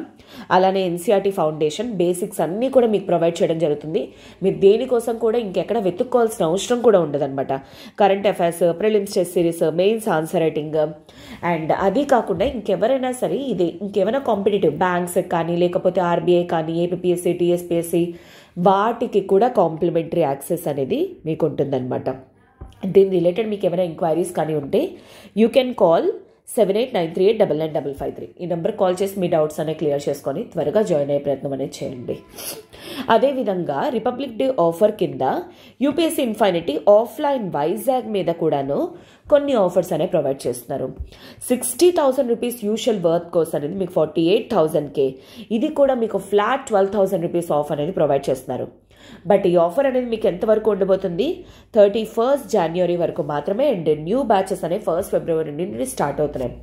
సో నియర్ బై ఏరియాస్ వైజాగ్లో ఎవరైతే ఉంటున్నారో త్వరగా జాయిన్ అయ్యే ప్రయత్నం అనేది చేయండి. ఫస్ట్ ఆఫ్ ఆల్ మీరు విజిట్ చేయండి, క్లాసెస్ చూడండి, తెలుసుకోండి. ఆ తర్వాత జాయిన్ అయ్యే ప్రయత్నం అనేది చేయండి. ఎలా అవుతున్నాయి, ఏంటి, ఫ్యాకల్టీస్ ఎలా చెప్తున్నారు, ఎంత ఎక్స్పీరియన్స్డ్ ఉన్నారు, ఎన్నిసార్లు ఏంటి అంటే ఈ సబ్జెక్ట్స్ అనేవి కవర్ చేసి ఉంటారు అనేది మీరు స్వయాన చూడొచ్చు.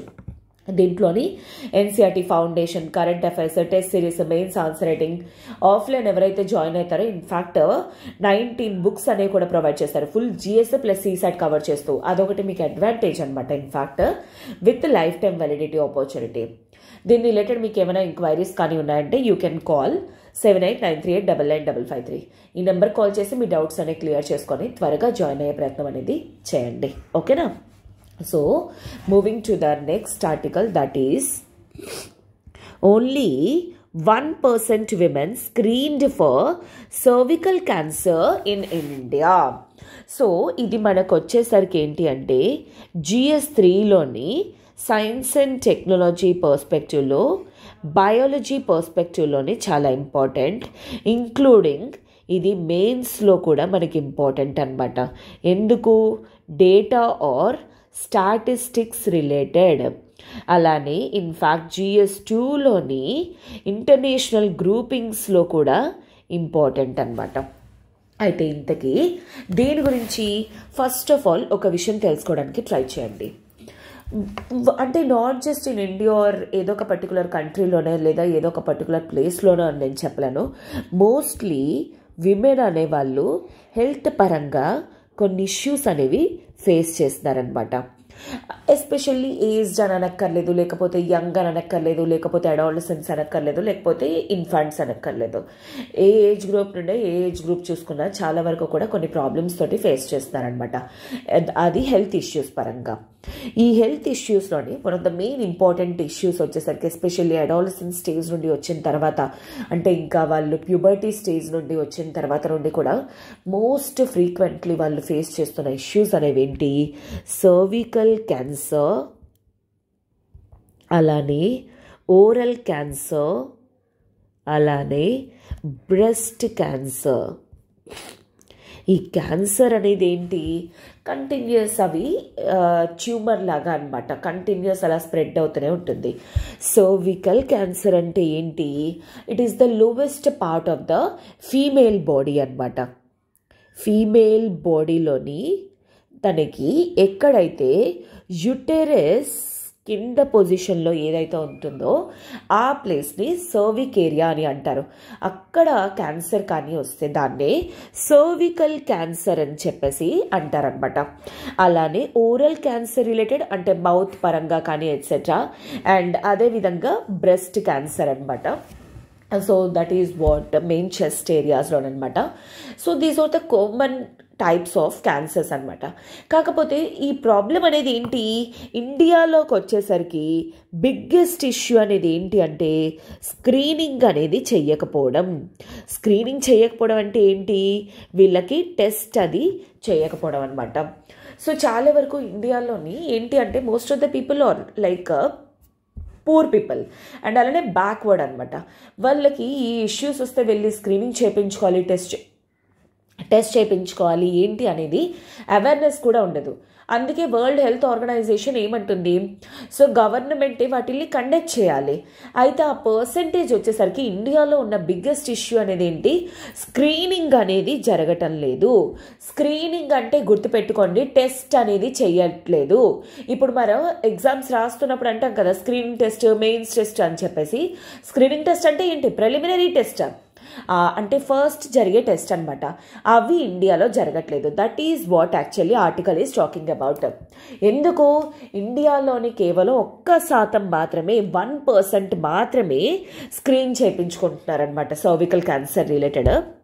అదే గ్లోబల్ లెవెల్లో అయితే ఇన్ఫ్యాక్ట్ అడ్వాన్స్డ్ ఎకానమీస్ కానీ మిగతా వాళ్ళు కానీ more than 70%, 80%, in fact that BRICS లాంటి నేషన్స్లోనైతే 50%ని దాటిపోయింది. అంటే ప్రతి 100 మంది ఆడవాళ్ళలోని 50 మందికి మించి ఈ టెస్ట్ అనేవి చేయించుకుంటున్నారు, టెస్ట్ అనేవి జరుగుతున్నాయి. ఉందో లేదో అనేది సెకండరీ, కానీ ముందు స్క్రీన్ చేయించడం ద్వారా అవాయిడ్ చేసే స్కోప్ అనేది, ప్రివెంట్ చేసే స్కోప్ అనేది ఉంటుందన్నమాట. దానికోసమే ఇక్కడ డిఫరెంట్ డేటా అనేది కలెక్ట్ చేసి పెట్టడం అనేది జరిగింది. ఈ టోటల్ డేటా అంతా కూడాను ఆథెంటిక్ డేటా. ఎందుకు అంటే ఈ డేటా అనేది ఎక్కడెక్కడి నుండి తీసుకోవడం అనేది జరిగింది. Okay, the data for the charts, National Family Health Survey and World Health Organization, international level lo World Health Organization, India loni National Family Health Survey under the control of Ministry of Health and Family Welfare.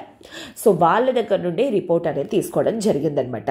Different charts అనేవి ఉన్నాయి చూడండి. For example 15 to 49 years age వరకు కూడా స్పెసిఫిక్గా 2019 నుండి 2021 compare చేసుకుంటే different స్టేట్స్లోని ఏ విధంగా చేయించుకున్నారు. బ్రెస్ట్ క్యాన్సర్ కానీ లేదా సర్విక్స్ కానీ ఓరల్ కానీ. ఓకే, హైయెస్ట్ వచ్చేసరికి మిజోరాం 3.8 అండ్ అలానే 1.6 అండ్ ఇక్కడికి వచ్చేసరికి ఏంటంటే 1% అనేది మహారాష్ట్ర ఓరల్ క్యాన్సర్ వచ్చేసరికి. అండ్ చార్ట్ 2 వచ్చేసరికి ఏంటి అంటే ఇట్ టాక్స్ అబౌట్ టేబుల్ 2 అనేది తమిళనాడు, ఆంధ్ర ఎట్సెట్రా. సర్విక్స్లో హైయెస్ట్ వచ్చేసరికి తమిళనాడు అండ్ ఓరల్లోకి వచ్చేసరికి ఆంధ్ర 5 అనమాట. అండ్ అలానే ఇన్ఫ్యాక్ట్ బ్రెస్ట్ క్యాన్సర్లో కూడా తమిళనాడులోని ఏ ఏజ్ గ్రూప్స్ నుండి ఏ ఏజ్ గ్రూప్స్కి ఎక్కువ జరిగింది, 40 to 44 ఏరియా గ్రూప్స్ వాళ్ళకి, ఆ ఏరియా వాళ్ళకి ఎక్కువగా అయింది. అంటే వీటి అర్థం వీళ్ళకి ఉండవనా, డెఫినెట్లీ చేయించాలి అన్ని దగ్గరలో కూడా అనమాట.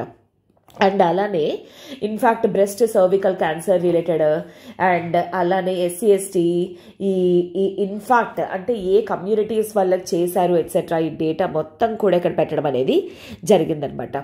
So this is about the data అనమాట. ఈ స్టాటిస్టిక్స్ హైలీ ఇంపార్టెంట్. అదేవిధంగా ఏంటి అంటే సో ఇండియాలోని కూడా సదరన్ స్టేట్స్లోకి వచ్చేసరికి సెలెక్ట్ స్టేట్స్ తీసుకొచ్చేసరికి నార్త్ ఈస్ట్లోని ఏంటి అంటే మోర్ విమెన్కి చేయడం అనేది జరిగింది. అండ్ సదరన్లోని తమిళనాడులోని 7% విమెన్కి చేయడం అనేది జరిగిందనమాట. And breast cancer 3.8%. Highest 2 types వచ్చేసరికి కేరళ, మిజోరాం, మణిపూర్, మహారాష్ట్ర ఏరియాస్లోనమాట. అండ్ అలానే లీస్ట్ వచ్చేసరికి ఏంటి అంటే వెస్ట్ బెంగాల్లో లీస్ట్, తర్వాత గుజరాత్లో కూడా పోర్లీ కేవలం 0.2% మాత్రమే ఇన్ఫ్యాక్ట్ అనమాట.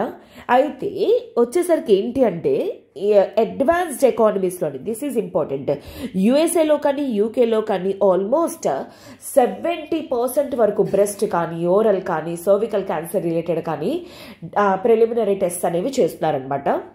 అదే కాకుండా ఇంకాను బ్రిక్స్ నేషన్స్కి వచ్చేసరికి కూడా ఇన్ఫ్యాక్ట్ రష్యా 93%, బ్రెజిల్లో 58%, సౌత్ ఆఫ్రికాలో 52%, మనకంటే బ్యాక్వర్డ్ స్టేట్స్ కూడా మనకంటే ఎక్కువ చేస్తున్నారనమాట. ఇన్ ఇండియాలో కానీ ఈజిప్ట్, ఎథియోపియా <5%. ఇండియా అయితే మరి ఇంకా డైరెక్ట్ స్ట్రైట్ అవే 1% అనమాట. సో ఈ డేటా అనేది యాక్చువల్లీ అపోలో హాస్పిటల్స్ నుండి కానీ and national family health survey నుండి, వరల్డ్ హెల్త్ ఆర్గనైజేషన్స్ నుండి ఎట్సెట్రా వీటిల నుండి కంపేర్ చేసినవి ఇక్కడ పెట్టడం అనేది జరిగిందనమాట. అయితే వీటిల్లో కూడా ఇంకొక బిగ్గెస్ట్ థింగ్ ఏంటి అంటే మెయిన్ చేస్తున్న వాళ్ళకి కూడాను ఏజ్డ్ గ్రూప్స్ అనమాట. For example 35-40 years age group దాటిన వాళ్ళకి చేస్తున్నారు. అదొకటి బిగ్గెస్ట్ థింగ్ అనమాట. ఎందుకంటే ఇన్ఫ్యాక్ట్ వాళ్ళకి ఒక్కరికే వస్తుందని కాదు, ఆ ఏజ్ గ్రూప్లోనే మిగతా లెసర్ గ్రూప్స్ కానీ మోర్ దాన్ 60 ఇయర్స్ అలా వాళ్ళకి కూడా వచ్చే స్కోప్ అనేది ఉంటుందన్నమాట. సో అందుకే ఇన్ఫ్యాక్ట్ కమ్యూనిటీస్ అని లేకుండా, ఏజ్ అని కాకుండా అందరికీ కూడా ఈక్వల్గా ఇండియా ఇప్పటికైనా రియలైజ్ అయ్యి ఫాస్ట్గా టెస్ట్ అనేది చేయించడం అనేది హైలీ ఇంపార్టెంట్ అని ఇక్కడ ఈ ఆర్టికల్లో మెన్షన్ చేయడం అనేది జరిగింది. అండ్ దాంతోపాటు మీరు ఒకవేళ అబ్జర్వ్ చేసినట్లయితే ఇక్కడ ఇంకొక పదం అనేది మెన్షన్ చేయడం ఉంది, బ్రిక్స్ నేషన్స్తో కంపేర్ చేయడం అనేది జరిగిందనమాట. అయితే ఇంతకీ ఈ బ్రిక్స్ అనేది ఏంటి? బ్రిక్స్ అనేది యాక్రోనిమ్ అనమాట. ఇది ఒక international grouping. Brazil, Russia, India, China, south Africa. Okay, so అందుకోసమే వీళ్ళ డేటా కూడా ఇవ్వడం జరిగింది. ఎందుకు వీళ్ళు ఫార్మ్ అయ్యారు? ఫస్ట్ బ్రిక్ నేషన్సే, తర్వాత లేటర్ 2000 టైం పీరియడ్లోని సౌత్ ఆఫ్రికా కూడా ఈ గ్రూప్లోకి యాడ్ అవ్వడం అనేది జరిగిందనమాట. ఎందుకోసం? ఇంటర్నేషనల్ లెవెల్లోని Brazil, Russia, India, China, South ఆఫ్రికాకి ఒకే ఐడియాలజీ ఉండడం, ఇంటర్నేషనల్ ఫోరంలోని ఏంటి అంటే హైయెస్ట్ డిస్కషన్స్ అనేవి చేయడం కోసం ఈ గ్రూపింగ్ కింద ఫార్మ్ అవ్వడం అనేది జరిగిందనమాట. వీటికి ఒక స్పెసిఫిక్ న్యూ డెవలప్మెంట్ బ్యాంక్ అనేది కూడా క్రియేట్ చేసుకున్నారు. ఎందుకంటే ఈ నేషన్స్ సపోర్ట్ అనేది చేయడం కోసం ఇన్వెస్ట్మెంట్స్ పరంగా అనమాట. సో ఈ నేషన్స్లో కూడా కంపేర్ చేసుకున్న ఇండియాకి లీస్ట్ అనేది ఉంది. అండ్ వరల్డ్ హెల్త్ ఆర్గనైజేషన్లో కూడా ఇన్ఫ్యాక్ట్ 1% కంటే తక్కువ, ఇథియోపియా లాంటి నేషన్స్ కంటే చాలా తక్కువ ఉండిందనమాట మన తాలూకా స్క్రీనింగ్ టెస్ట్ అనేవి. సో వాటిని ఇంక్రీజ్ చేయడం అనేది ఇప్పుడు ఇంపార్టెంట్. ఓకేనా? So this is all about that article. And moving to the next article. That is, forest rights can influence poll results in nearly a third of Lok Sabha అనమాట. Seats. అయితే ఈ article వచ్చేసరికి first of all మీరు అర్థం చేసుకోవాల్సింది ఏంటి అంటే ఏ పర్స్పెక్టివ్లో important, main ఇది GS2 లెజిస్లేషన్లో important, policy making or legislation వాటిల్లోని హైలీ ఇంపార్టెంట్ అనమాట. అండ్ అలానే ఇష్యూస్ రిలేటెడ్ టు ఎస్టీస్ పరంగా కాన్సెప్ట్లో కానీ, అండ్ అలానే GS3లోని ఎన్వైర్న్మెంట్ పర్స్పెక్టివ్లో కూడా చాలా చాలా ఇంపార్టెంట్ అనమాట ఇది వచ్చేసరికి. అయితే ఇంతకీ ఏమంటున్నారు? కీవర్డ్ వచ్చేసరికి మీరు అబ్జర్వ్ చేస్తే ఫారెస్ట్ రైట్స్ అనమాట. అయితే ఫారెస్ట్ రైట్స్ అనేవి ఇవ్వడం ఎవరికి? ఎస్టీస్ వాళ్ళకి ఇవ్వడం అనేది ఇంపార్టెంట్. ఎందుకంటే దాని బేసిస్ బట్టే ఆల్మోస్ట్ లోక్సభ సీట్లోని 1/3 సీట్స్ అనేవి వీటి మీద డిపెండ్ అయి ఉంటుంది, ఫారెస్ట్ రైట్స్ మీద అని చెప్పేసి అంటున్నారు. అయితే ఇంతకీ ఫారెస్ట్ రైట్స్ ఏంటో తెలుసుకోవడానికి ట్రై చేద్దాం. ఆ తర్వాత మీకు ఏంటి అంటే ఆటోమేటిక్గా అర్థమవుతుంది ఏ విధంగా ఇది లోక్సభ సీట్స్లోని ఇంపార్టెంట్ రోల్ ప్లే చేస్తుంది అనేది మీకు అర్థమవుతుంది. సో ఫారెస్ట్ రైట్స్ ఇది ఒక లెజిస్లేషన్ అనమాట, అంటే పార్లమెంట్ పాస్ చేసిన ఒక యాక్ట్ అనమాట. దీన్ని ఏమని అంటారు? ఇన్ఫ్యాక్ట్ ఫారెస్ట్ రైట్స్ యాక్ట్ని scheduled tribes and other traditional forest dwellers recognition of forest rights act of 2006 అనమాట. సో సింపుల్గా మీకు అర్థం కావడం కోసం అని చెప్పేసి నేనేంటి రాస్తాను, 2006 ఫారెస్ట్ రైట్ యాక్ట్ అనమాట. సో దీని ప్రకారంగా మీకు ఏంటి అంటే మెయిన్ ఫారెస్ట్ డ్వెల్లింగ్ అంటే ఫారెస్ట్ ఏరియాస్లోని ఎవరైతే ఉంటున్నారో వాళ్ళ కోసం అని చెప్పేసి మెయిన్ కొన్ని రైట్స్ అనేవి ఇవ్వడం జరిగింది. కమ్యూనిటీ రైట్స్ అండ్ అలానే ఇండివిజువల్ రైట్స్ అనమాట. కమ్యూనిటీ రైట్స్ అంటే ఏంటి? యాజ్ ఎ హోల్ కమ్యూనిటీ ఆ పర్టికులర్ ఫారెస్ట్ ఏరియాలోని వాళ్ళు ఏమి యూటిలైజ్ చేసుకోవచ్చు, ఏం చేయొచ్చు అనేది. ఇండివిజువల్ రైట్స్ అంటే ఏంటి? వాళ్ళు ఎక్కడ ల్యాండ్ అనేది ఉండొచ్చు, ఎక్కడ హౌసెస్ అనేవి కన్స్ట్రక్ట్ చేసుకోవచ్చు, ఇలాంటివి అనమాట. సో ఈ పరంగా కమ్యూనిటీ రైట్స్ ఇండివిజువల్ ఫారెస్ట్ అనేవి ఇస్తున్నారనమాట. అయితే ఈ రైట్స్ అనేవి దేనికోసం ప్రొవైడ్ చేస్తున్నారు? ఫర్ వెరైటీ ఆఫ్ నీడ్స్, రకరకాల కారణాలకు అనమాట. For example living purpose, habitation కోసం అని చెప్పేసి, లేకపోతే ఫారెస్ట్ ప్రొడ్యూస్ అనేది యూజ్ చేసుకోవడానికి ఎట్సెట్రా అనమాట. అయితే మెయిన్ 2 కమ్యూనిటీస్ కింద ఐడెంటిఫై చేయడం అనేది జరిగింది. ఒకటి forest dwelling, scheduled tribes and other traditional forest dwellers. అంటే అర్థం ఏంటి? ఎస్టీ కమ్యూనిటీస్ వాళ్ళు, ఎస్టీసే కాకుండా మిగతా కమ్యూనిటీస్ ఎవరైనా సరే ఒకవేళ ఉన్నా ఫారెస్ట్ ఏరియాస్ నుండి, అంటే అట్లీస్ట్ వాళ్ళ 4 జనరేషన్లో పూర్వీకుల నుండి అదే ఫారెస్ట్ ఏరియాలో వాళ్ళు ఉంటున్నారు అంటే అనమాట. సో వాళ్ళకి అటు లైవ్లీహుడ్ అనేది ప్రొవైడ్ చేస్తూ, అంటే వాళ్ళు ఎప్పటి నుండో ఫారెస్ట్ తాలూకా లైవ్లీహుడ్ ఏంటి? వాళ్ళు అక్కడ నుండి టింబర్ అవి చేసుకోవడం కానీ, అక్కడ చెక్కల్ని కర్రల్ని కొట్టుకొని అమ్ముకోవడం కానీ, అలాగా వాళ్ళు ఫారెస్ట్ ఏరియాస్ మీద డిపెండ్ అవుతారు. సో వాళ్ళు అక్కడ ఉండడంతో పాటు ఫారెస్ట్ ఏరియాస్ని కన్జర్వ్ చేస్తూ వాటిని యూజ్ చేసుకునే విధంగా రైట్స్ అనేవి ఇవ్వడం జరిగిందనమాట. అయితే మెయిన్ ఏంటి అంటే ఎక్కడి వరకు వీళ్ళకి కమ్యూనిటీ రైట్స్ అనేవి వస్తాయి, ఎక్కడి వరకు ఫారెస్ట్ రైట్స్ అనేవి ఇస్తాయి అని చెప్పేసి మెయిన్ డిసైడింగ్ అథారిటీ అనేది ఎవరు? గ్రామ సభ. అది గుర్తుపెట్టుకోవడానికి ట్రై చేయండి. గ్రామ సభ వచ్చేసరికి మెయిన్ అథారిటీ అనమాట. దేంట్లోని? డెసిషన్స్ అనేవి ప్రొవైడ్ చేయడంలోనమాట. అయితే దీని ప్రకారంగా వీళ్ళకి ఫస్ట్ ఇండివిజువల్ రైట్స్లోకి వచ్చేసరికి ఏంటి అంటే టైటిల్ రైట్స్ అనేవి ప్రొవైడ్ చేస్తారు. టైటిల్ రైట్స్ అంటే ఏంటి? ఫర్ ఎగ్జాంపుల్ ఇప్పుడు మనం నార్మల్ ఏరియాస్లో ఉంటున్నాం, మన హౌస్ తీసుకోండి లేదా మన ల్యాండ్ తీసుకోండి, మనకంటూ మనకు స్పెసిఫిక్ డాక్యుమెంట్స్ అనేవి ఉంటాయి. మన ఫాదర్ పేరు మీదనో, లేకపోతే మన మదర్ పేరు మీదనో, లేకపోతే మన పేరు మీదనో, లేకపోతే మన తాతగారులు వాళ్ళ పేర్ల మీద ఉంటాయి కదా. అలాగే వీళ్ళు కూడాను ల్యాండ్ వాళ్ళకి ఏదైతే ఉన్నదో వాళ్ళు ప్రూవ్ చేసుకోగలిగితే వాళ్ళకి వాళ్ళ పేర్ల మీద రైట్స్ అనేవి ఇస్తారనమాట.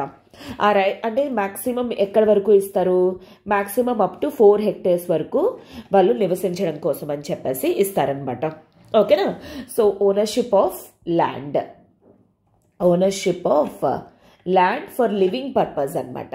అదేవిధంగా ల్యాండ్కే కాకుండా ఇంకా కమ్యూనిటీ రైట్స్ అనేవి కూడా ఇస్తారనమాట. ఆ కమ్యూనిటీ రైట్స్ వచ్చేసరికి ఏంటి అంటే use rights. These are also called as community rights అనేది కూడా అనొచ్చు. కమ్యూనిటీ రైట్స్ అంటే ఏంటి? మైనర్ ఫారెస్ట్ ప్రొడ్యూస్ అనమాట. ఓకే, అంటే ఫర్ ఎగ్జాంపుల్ టింబర్, ల్యాక్ ఇలాంటివి ఏవైతే ఉన్నాయో అవి వాళ్ళు అమ్ముకోవడానికి యూజ్ చేసుకోవచ్చు. సో అమ్ముకొని వాటి నుండి వచ్చిన రెవెన్యూ ఏదైతే ఉందో అది వాళ్ళు యూజ్ చేసుకోవచ్చు అనమాట. అండ్ అలానే relief and development rights, relief and developmental rights కూడాను. ఎప్పుడైనా సరే ఏ కన్స్ట్రక్షన్స్ కానీ ఎక్కడైనా ఫారెస్ట్ ఏరియాస్లో జరిగితే ఫస్ట్ ఎవరిని తోసేస్తారు? ఈ ట్రైబల్స్ని తోసేస్తూ ఉంటారు. అలా కాకుండా వీళ్ళకి ఎటువంటి అంటే అలా డిస్ప్లేస్ అనేది చేసేటప్పుడు వీళ్ళకి ఎటువంటి అన్యాయాలు అవి జరగకుండా ఉండడానికి కోసం అని చెప్పేసి రిలీఫ్ అండ్ డెవలప్మెంట్ రైట్స్ అనమాట. ఒకవేళ ఫర్ ఎగ్జాంపుల్ ఈ ఏరియాస్ నుండి వీళ్ళని డిస్ప్లేస్ చేశారనుకోండి, ఏ కొత్త ఏరియాస్లోనైతే వీళ్ళని వెళ్ళి పెడుతున్నారో అక్కడ వాళ్ళకి ఏంటి అంటే తగిన విధంగా ఎంప్లాయ్మెంట్ ఆపర్చునిటీస్ అవి ఇచ్చే విధంగా, వాళ్ళకి ల్యాండ్ అనేది ఇచ్చే విధంగా, ప్రాపర్ కాంపెన్సేషన్ అనేది ప్రొవైడ్ చేసే విధంగా రైట్స్ అనమాట. అండ్ అలానే ఫారెస్ట్ మేనేజ్మెంట్ రైట్స్ అనేవి కూడా ఉంటాయన్నమాట. ఫారెస్ట్ మేనేజ్మెంట్ రైట్స్ అంటే ఏంటి అంటే ఫారెస్ట్ ఏరియాస్ని వీళ్ళు ప్రొటెక్ట్ చేస్తూ, ఓకే, అంటే కాపాడుతూ, రీజనరేట్ అంటే వాటిని తిరిగి మళ్ళీ పెంచుకుంటూ, కన్జర్వ్ అనేది చేస్తూ అంటే కాపాడుకుంటూ వాళ్ళు ఏంటి అంటే మొత్తం అన్ని కమ్యూనిటీ ఫారెస్ట్ రిసోర్సెస్ అన్నిటినీ కూడా వీళ్ళు యూజ్ చేసుకునే విధంగా అనమాట. కమ్యూనిటీ ఫారెస్ట్ రిసోర్సెస్ అనేవి యూజ్ చేసుకునే విధంగా వీళ్ళకి రైట్స్ అనేవి ఈ యొక్క పర్టికులర్ యాక్ట్ అనేది ప్రొవైడ్ చేయడం జరిగింది. ఇది 2006లో పాస్ అయిందనమాట. Of course. సో ఆ తర్వాత నుండి ఏంటంటే ఫారెస్ట్ పీపుల్, షెడ్యూల్ ట్రైబ్స్ కానీ మిగతా ఫారెస్ట్ డ్వెల్లర్స్ కానీ ఎవరైతే ఉంటున్నారో వాళ్ళు ఏ ఏరియాస్లో ఉంటున్నారు, ఎక్కడ ఉంటున్నారు అనే దాన్ని బట్టి వాళ్ళకి టైటిల్ రైట్స్, ల్యాండ్ రైట్స్ అవి ఇవ్వడం ద్వారా గ్రామ సభలోని ఎక్కువగా జరుగుతుంది. సో సింపుల్ అనమాట. ఇప్పుడు for example like A government అయితే ఉంది, ఫర్ ఎగ్జాంపుల్ XYZ గవర్నమెంట్ అనేది ఉండింది. సో ఫారెస్ట్ ఏరియాస్లోని వాళ్ళని ఉండనివ్వకుండా వాళ్ళకి వేరే ప్లేసెస్లోకి తోసేస్తున్నారు, లేదు అంటే వాళ్ళకి ఎటువంటి రైట్స్ అనేవి ఇవ్వటం లేదు, చేయట్లేదు, ఫారెస్ట్ ఏరియాస్ని యూజ్ చేసుకొని ఇవ్వడం లేదంటే ఆ పర్టికులర్ గవర్నమెంట్కి వీళ్ళకి ఎందుకు ఓట్లు వేస్తారు? ఆబ్వియస్లీ వీళ్ళు ఓట్లేరు అనమాట. అది మెయిన్ కారణం అనమాట. సో ఇక్కడ కొంత స్టేటస్ అనేది అంటే డీటెయిల్స్ అనేవి కూడా పెట్టడం జరిగింది. సో ఆల్మోస్ట్ ఎస్టిమేట్స్ అనేవి ఏం చెప్తున్నాయి, nearly 30 million hectares of forest land ఉందన్నమాట ఇండియాలోని. దాంట్లో 40% టోటల్ ఫారెస్ట్ ఏరియా అనేది కమ్యూనిటీ ఫారెస్ట్ రైట్స్ ఉన్నాయి, గ్రామ సభ ఇచ్చేది. అండ్ అలానే ఇఫ్ అట్ ఆల్ అవి ప్రొవైడ్ చేస్తే లిటరల్లీ రైట్స్ కానీ అట్లీస్ట్ 200 మిలియన్ పీపుల్కి ఇంక్లూడింగ్ 90 మిలియన్ ట్రైబల్ పీపుల్ ఉంటారు. సో గుర్తుపెట్టుకోండి, ఇవన్నీ ప్రొవైడ్ చేశారనుకోండి, ఈ 200 మిలియన్ ఓటర్స్ అనే వాళ్ళు ఈ పర్టికులర్ గవర్నమెంట్కి ఓటేసే స్కోప్ అనేది ఉంటుందన్నమాట. అండ్ లేటెస్ట్ ఎస్టిమేట్ ప్రకారంగా సెంటర్ దగ్గర నుండి 2.2 million individual land titles and 1.1 lakh community titles అనేవి, ఇన్ ఆల్ 2.3 మిలియన్ టైటిల్స్ అనేవి ఒకవేళ ఇచ్చినట్లయితే across the country significant result అనేది ఉంటుందన్నమాట. So in each consistency based on 2011 census ప్రకారంగా ప్రపోర్షన్ ఆఫ్ అంటే పొటెన్షియల్ ఓటర్స్ విలేజ్ ఏరియాస్లోని ఈ నోటిఫైడ్ ఫారెస్ట్ ఏరియాస్ నుండే ఉంటున్నారనమాట. So this is what the significance అనమాట. ఇఫ్ అట్ ఆల్ వీళ్ళకి ప్రాపర్గా రైట్స్ ఇచ్చారు, వాళ్ళకి తగినట్టుగా చేశారు, అంటే వాళ్ళని కాపాడుతున్నారు అనుకోండి, ఆటోమేటిక్గా వీళ్ళకి ఆ ఓట్లు అనేవి పడే స్కోప్ అనేది ఉంటుందన్నమాట. లిటరలీ చూడండి, 2019లోని ఆల్రెడీ ఇలాంటి ఒక ఎవిడెన్స్ అనేది ఉందన్నమాట. లోక్సభ ఎలక్షన్స్లోని బీజేపీ 103 కాన్స్టిట్యుయెన్సీస్లో గెలిచిందనమాట. అవుట్ ఆఫ్ ఎన్ని కాన్స్టిట్యుయెన్సీస్లోని మొత్తం ఒక 150 కాన్స్టిట్యుయెన్సీస్ వరకు కూడాను అందులో కాంగ్రెస్కి 11 మాత్రమే వచ్చాయి, మిగతా వాళ్ళకి 39 వచ్చాయి అనమాట ఆంధ్ర తెలంగాణ నుండి. సో 48 రిజర్వ్డ్ ఫర్ ఎస్టీస్ అయితే బీజేపీ 31 వచ్చాయన్నమాట, కాంగ్రెస్కి కేవలం 7%. సో దీని ద్వారా ఏం అర్థమవుతుంది, 2019 ఎలక్షన్స్ ద్వారా సో ఈ 2024 ఎలక్షన్స్లో కూడా ఈ ఫారెస్ట్ రైట్స్ ఏవైతే ఉన్నాయో అవి చాలా సిగ్నిఫికెంట్ రోల్ అనేది ప్లే చేసే స్కోప్ ఉంది. ఎందుకంటే 2019 ఎలక్షన్స్లోని ఇదే రిపీట్ అయిందనమాట. సో ఇప్పుడు ఎంత ఏరియాస్లో ఏదైతే ఉందో ఆ 2.2 మిలియన్ ఆర్ 30 మిలియన్ ఏరియా ఇదంతా కూడాను ప్రాపర్గా మళ్ళాను ఇవాల్యుయేట్ చేయటం కానీ వాళ్ళకి రైట్స్ ఎన్ష్యూర్ చేసే విధంగా అవి ఖచ్చితంగా లోక్సభ ఎలక్షన్స్లోని ఇప్పుడు నెక్స్ట్ ఏదైతే ఎలక్షన్ సీజన్ వస్తుందో దాంట్లో మేజర్ రోల్ అనేది ప్లే చేస్తాయి. ఆబ్వియస్లీ ఇవన్నీ ఇస్తే వాళ్ళు ఎందుకు ఓటారు? This is what the evidence is. డేటాతో సహా మనకి 2019తో డేటాతో సహా పెట్టడం అనేది జరిగిందనమాట. So this is all about. And I hope మీకు ఏ విధంగా ఇది GS3లో పనికొస్తుంది, GS2లో ఉపయోగపడుతుంది అనేది మీకు అర్థమైంది అని. So moving to the next article. Coming to the next article, that is independence of judiciary rests on freedom of judges to decide without pressure. So force అనేది లేకుండా ఉంటే ఎవరిపైన ఈ సుప్రీంకోర్టు జడ్జెస్ పైన కానీ హైకోర్టు జడ్జెస్ పైన కానీ ఏ judges పైనను political pressure లేకుండా బయట ఎక్స్టర్నల్ థ్రెట్ అనేది లేకుండా ఉంటే ఆటోమేటిక్గా జడ్జెస్ అనేవాళ్ళు వాళ్ళ స్వతహాగా వాళ్ళ సొంతంగా వాళ్ళ డెసిషన్స్ అనేవి తీసుకోగలరు. దాని వలన జ్యుడిషియరీ మీద ఉన్న నమ్మకం ప్రజల మీదకి ఇంకా స్ట్రెంగ్ అనేది అవుతుంది అని చెప్పేసి ఈ ఆర్టికల్ తాలూకా హోల్ కాంటెక్స్ట్ అనమాట. అయితే ఇంతకీ నేను ఈ ఆర్టికల్ అనేది చూస్ చేసుకోవడానికి గల మెయిన్ రీజన్ ఏంటి అంటే, ఈ ఆర్టికల్ అనేది రాసింది ఎవరు? జస్టిస్ DY చంద్రచూడ్ గారు. ప్రెసెంట్ మన India taluka chief justice of India DY Chandrachud గారు అనమాట. అయితే ఈ ఆర్టికల్ ఫస్ట్ ఆఫ్ ఆల్ మీకు ఏ విధంగా ఇంపార్టెంట్ అనేది చూద్దురు. GS2 పరంగా మీకు పాలిటీ పర్స్పెక్టివ్లో, జ్యుడిషియరీ పర్స్పెక్టివ్లో చాలా చాలా ఇంపార్టెంట్ అనమాట. ఓకేనా? సో దానికంటే ముందు మనకి కాన్స్టిట్యూషన్లోని కొన్ని అంటే మనకి ఇండియాలోని ఏ విధంగా వర్క్ అవ్వాలి, గవర్నమెంట్ కానీ డిఫరెంట్ బాడీస్ ఏవైతే ఉన్నాయో అవన్నీ ఎలా ఫంక్షన్ అవ్వాలి, వీటికి ఏ పవర్స్ ఉంటాయి ఏంటి అనేది మొత్తం అలాంటివంతా కూడా మనకి ఎక్కడ రాసి పెట్టి ఉంటుంది? కాన్స్టిట్యూషన్లో రాసి పెట్టి ఉంటాయి అన్నమాట. ఆ కాన్స్టిట్యూషన్లోని మనకి ఆర్టికల్ 50 అనేది ఉంటుంది. దీని ప్రకారంగా మనకి ఏమని ఉంటుంది, executive is separated from judiciary. Okay, executive is separated from judiciary అంటే అర్థం ఏంటి, ఈ సెపరేషన్ ఆఫ్ పవర్స్ డాక్ట్రిన్ అంటారు దీన్ని. Okay, separation of powers doctrine అని కూడా ఇది పొలిటికల్ సైన్స్ ప్రకారంగా ఇంపార్టెంట్ టర్మినాలజీ అనమాట. సెపరేషన్ ఆఫ్ పవర్స్ డాక్ట్రిన్ అంటారు.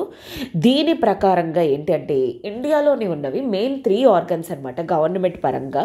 ఏంటేంటి, ఒకటి లెజిస్లేచర్, ఇంకొకటి ఎగ్జిక్యూటివ్, థర్డ్ వన్ వచ్చేసరికి జ్యుడిషియరీ. ఏది కూడా ఒకరి పనుల్లోని ఇంకొకటి దూరకూడదు. లెజిస్లేచర్ తాలూకా పని ఏంటి, లా మేకింగ్ అంటే లాస్ అవి తయారు చేయడం, అండ్ తర్వాత laws implementing body, last and final judiciary తాలూకా రెస్పాన్సిబిలిటీ అనేది ఏంటి, ఇంటర్ప్రిటేషన్ ఆఫ్ రూల్స్ అండ్ కాన్స్టిట్యూషన్ని ప్రాపర్గా ఏ విధంగా ఉంది మెన్షన్ చేసింది అనేది ప్రాపర్గా ఇంటర్ప్రిట్ చేయడం అనేది తన రెస్పాన్సిబిలిటీ.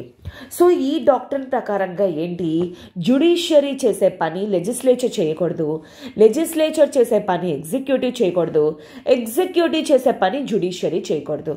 ఎవరికి ఏ బాధ్యతలు అయితే కాన్స్టిట్యూషన్ ఇచ్చిందో ఆ బాధ్యతలను వాళ్ళు చెయ్యాలి అనేది ఆర్టికల్ 50 అనేది మెన్షన్ చేసి ఉంటుందన్నమాట. అయితే ఇంతకీ ఈ ఆర్టికల్ కరెంట్ అఫైర్స్లో అదే ఇండిపెండెన్స్ ఆఫ్ జ్యుడిషియరీ అంటారు. అంటే ఏంటి, జ్యుడిషియరీ తాలూకా విషయాల్లోకి కానీ జ్యుడిషియరీ పరిధిలోకి కానీ లెజిస్లేచర్ కానీ ఎగ్జిక్యూటివ్ కానీ దూరకూడదు అనేది independence of judiciary taluka main అర్థం అనమాట. అయితే జాన్ 28 నాడు 1950లోని అంటే ఇండిపెండెన్స్ అనేది వచ్చిన తర్వాత ఫస్ట్ టైం ఏంటి అంటే జడ్జెస్ తాలూకా మీటింగ్ అనేది జరిగింది.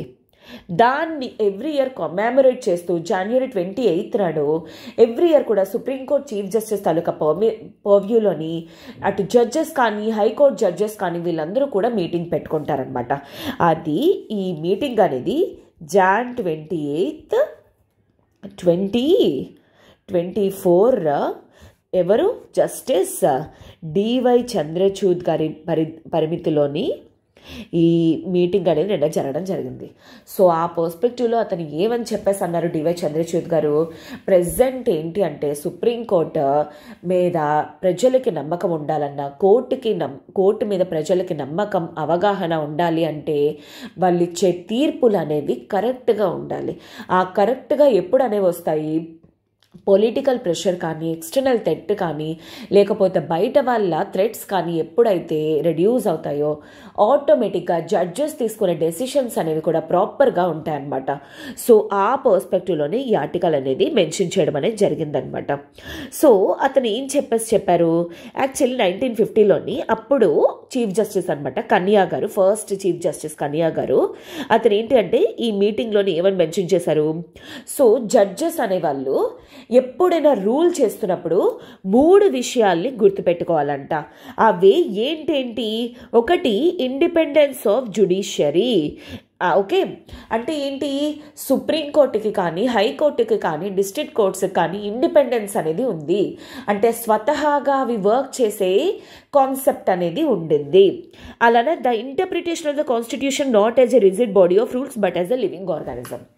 ఏదో ఇప్పుడు ఒక రూల్ అనేది అప్పటి బేసిస్ రాశారు కానీ అది ఇప్పటికీ కూడా వర్క్ అవుతుందని కాదు, యాజ్ అ లివింగ్ ఆర్గానిజం. అంటే ఒక బ్రతికున్న బాడీ ఏ విధంగా ఎప్పటికప్పుడు ఇవాల్వ్ అవుతుందో కాన్స్టిట్యూషన్ కూడా అలానే ఇవాల్వ్ అవుతుంది. ప్రజెంట్ సిచ్యువేషన్స్కి తగినట్టుగా ప్రజెంట్ కండిషన్స్కి తగ్గట్టుగా ఇంటర్ప్రిటేషన్ అనేది చెయ్యాలి అని చెప్పేసి చెప్పడం అనేది జరిగిందనమాట. అండ్ లాస్ట్ అండ్ ఫైనల్లీ ఏంటంటే respect of citizens for the supreme court as a legitimate institution. ప్రజలకి రెస్పెక్ట్ అనేది ఉండాలి సుప్రీంకోర్టు మీద కానీ హైకోర్టు మీద కానీ న్యాయస్థానం మీద. అలాగ ఒకవేళ ఎప్పుడైతే ఉండదో ప్రజలు తీర్పులు నమ్మరు, ప్రజలు కోర్టులకి రావడం అనేది కూడా మానేస్తారు. వాళ్ళు ఆటోమేటికలీ లా అండ్ ఆర్డర్ని వాళ్ళు తీసుకునే ప్రమాదం అనేది ఉంటుంది అని చెప్పేసి మెన్షన్ చేయడం అనేది జరిగిందనమాట. ఓకేనా. సో ఈ విధంగా ఏంటి అంటే మెయిన్ డివై చంద్రచూడ్ గారు ప్రాబ్లమ్ ఆఫ్ పెండెన్సీ, ఇండియాలోని ఎంత కోర్ట్స్లోని ఎంత పెండింగ్ కేసెస్ అనేవి ఉన్నాయి, ఎంత అంటే చాలా వరకు కూడా కొన్ని కేసెస్లోని పొలిటికల్ ప్రెషర్ రావడం వల్ల కొంతమంది జడ్జెస్ కరెక్ట్గా ఇవ్వకపోవడం చేయకపోవడం అలా జరుగుతుంది. బట్ స్టిల్ ఈ రోజుకి ఏంటి అంటే ఇన్ఫాక్ట్ ఈ రోజుకి కూడాను ఆ ప్రెషర్స్ అనేవి లేకుండానే మన జ్యుడిషియరీ వర్క్ అవుతుంది అనే విషయాన్ని మెన్షన్ చేయడం అనేది జరిగింది. బట్ స్టిల్ జ్యుడిషియరీ విషయాల్లోకి దూరకుండా ఉంటే కరెక్ట్గా న్యాయం ఏదైతే జరగాలో ఆ న్యాయం ప్రజలకు జరుగుతుంది అనేది మన chief justice of India D Y Chandrachud గారు మెన్షన్ చేశారు. ఓకేనా. So this is all about this article and ఇదే విషయాన్ని మనకి కాన్స్టిట్యూషన్లో మెన్షన్ చేసి ఉండడం అనేది జరిగిందనమాట. ఓకేనా. So last but not least article, moving to the next article, that is Aadhaar based pay A bad idea for MGNREGS. So ఇక్కడ ఏంటి ఆధార్ అనేవాళ్ళు 2 డిఫరెంట్ విషయాల్ని మెన్షన్ చేయడం అనేది జరిగిందనమాట. ఫస్ట్ ఆఫ్ ఆల్ ఇది వచ్చేసరికి మనకి GS2 పరంగా గవర్నెన్స్ అండ్ అదేని స్కీమ్స్ అండ్ పాలసీస్లోని ప్రోగ్రామ్ ఇంప్లిమెంటేషన్లోని ఈ ఆర్టికల్ అనేది ఇంపార్టెంట్. ఇక్కడ ఫస్ట్ వచ్చేసరికి మనకి ఏంటి అంటే MGNREGS స్కీమ్ గురించి, MGNREGS స్కీమ్ గురించి మెన్షన్ చేయడం అనేది జరిగింది. ఫస్ట్ ఆఫ్ ఆల్ ఈ స్కీమ్ ఏంటి అంటే మినిస్ట్రీ ఆఫ్ రూరల్ డెవలప్మెంట్ పర్స్పెక్టివ్లో అండర్లో ఉన్న ఒక స్కీమ్ అనమాట. దీని ప్రకారంగా ఏంటి కంపల్సరీ ఎంప్లాయ్మెంట్ అనమాట. అంటే ఖచ్చితంగా ఎవరికైతే జాబ్ అనేది లేదో అట్లీస్ట్ ఈ ఇయర్లోని 180 days దీని ప్రకారంగా జాబ్ అనేది ఇవ్వాలన్నమాట. ఎక్కడ? రూరల్ ఏరియాస్లోని. This is not in the urban areas. గుర్తుపెట్టుకోండి, ఆల్ ఓవర్ ద ఇండియా అంటే definitely it is the wrong. Rural ఇండియాలోని అంటే రూరల్ ఏరియాస్లోని ఖచ్చితంగా ఎవరికైతే జాబ్ అనేది అట్లీస్ట్ 180 days అనేది మ్యాండేటరీ చేయాలన్నమాట, వాళ్ళకి ప్రొవైడ్ చేయాలి ఎవరైతే అప్లై చేసుకుంటారో. అది కూడా ఎవరికి 18 years అబవ్ అండ్ వాళ్ళకి జాబ్ కార్డ్స్ అనేవి కూడా ఉండాలన్నమాట. అంటే లోకల్ గ్రామ సభలోని వీళ్ళకి జాబ్ ఏది లేదు, సో ఖాళీగా ఉన్నారు అని చెప్పేసి గ్రామ సభలోని వీళ్ళు ఒక కార్డ్ అనేది సర్పంచ్ దగ్గర నుండి జాబ్ కార్డ్స్ అనేది తెచ్చుకోవాలి. ఆ విధంగా వీళ్ళు అప్లై చేసినప్పటి నుండి వీళ్ళకి వర్క్ అనేది ప్రొవైడ్ చేస్తారు. వర్క్ ఇవ్వకపోయినా సరే, వర్క్ చేయకపోయినా డెఫినెట్లీ 180 రోజులకు తగినట్టుగా వీళ్ళకి ఆ జాబ్కి తగ్గట్టుగా డబ్బులు అనేవి ఇవ్వాలన్నమాట. సో దాట్ వీళ్ళకి ఏంటి అంటే ఖచ్చితంగా రెవెన్యూస్ అనేవి వచ్చే విధంగా, ఇన్కమ్ అనేది వచ్చే విధంగా అనమాట. అది MGNREGS స్కీమ్ గురించి. అయితే ఇప్పుడు ఏం జరుగుతుంది, చాలా వరకు కూడాను ఈ డబ్బులు ఏవైతే ఇవ్వాలో అవి 2 basis ప్రకారంగా ఇస్తారనమాట. అదే ఒకటి ఏంటి అకౌంట్ బేస్డ్ అనమాట, అండ్ ఇంకొకటి వచ్చేసరికి ఏంటి Aadhaar based payment system. Okay, so దీన్ని ABPS అని కూడా అంటారు. అయితే ఇప్పుడు ఒకవేళ మీరు ఆర్టికల్లో అబ్జర్వ్ చేసినట్లయితే టైటిల్ ఏమని ఇచ్చారు, ఆధార్ బేస్డ్ పేమెంట్ చేస్తే it is a bad idea for MGNREGS. MGNREGSకి ఆధార్ బేస్డ్ ఒకవేళ డబ్బులు కానీ ప్రొవైడ్ చేసినట్లయితే that is not a good idea, అది మంచి చేయడం లేదు అని చెప్పేసి చెప్తున్నారు. అయితే ముందు ఏ పద్ధతుల ద్వారా ఎలా ఇస్తారో మీకు తెలిస్తే ఆటోమేటిక్గా ఇది ఎందుకు జరగకూడదు అనేది మీకే అర్థమైపోతుంది. అకౌంట్ బేస్డ్ సిస్టంలో ఏం జరుగుతుంది, ఈ పర్టికులర్ సిస్టంలోని ఎవరైతే జాబ్ కార్డ్కి అప్లై చేస్తారో వాళ్ళ తాలూకా బ్యాంక్ అకౌంట్, వాళ్ళ తాలూకా జాబ్ కార్డ్, ఆ బ్యాంక్ తాలూకా IFSC కోడ్ ఇవన్నీ ఉంటే, వాళ్ళ నేమ్ ఎట్సెట్రా ఆ డీటెయిల్స్ ఉంటే సరిపోతుంది. ఆటోమేటిక్గా జాబ్ కార్డ్ బట్టి ఆ నేమ్ బట్టి ఆ బ్యాంక్ బ్రాంచ్లోని వాళ్ళకి అమౌంట్ అనేది పడిపోతుంది అనమాట. కానీ ఆధార్ బేస్డ్ ఏదైతే ఉండిందో ఇది ఒక హ్యూజ్ స్టెప్ అనమాట.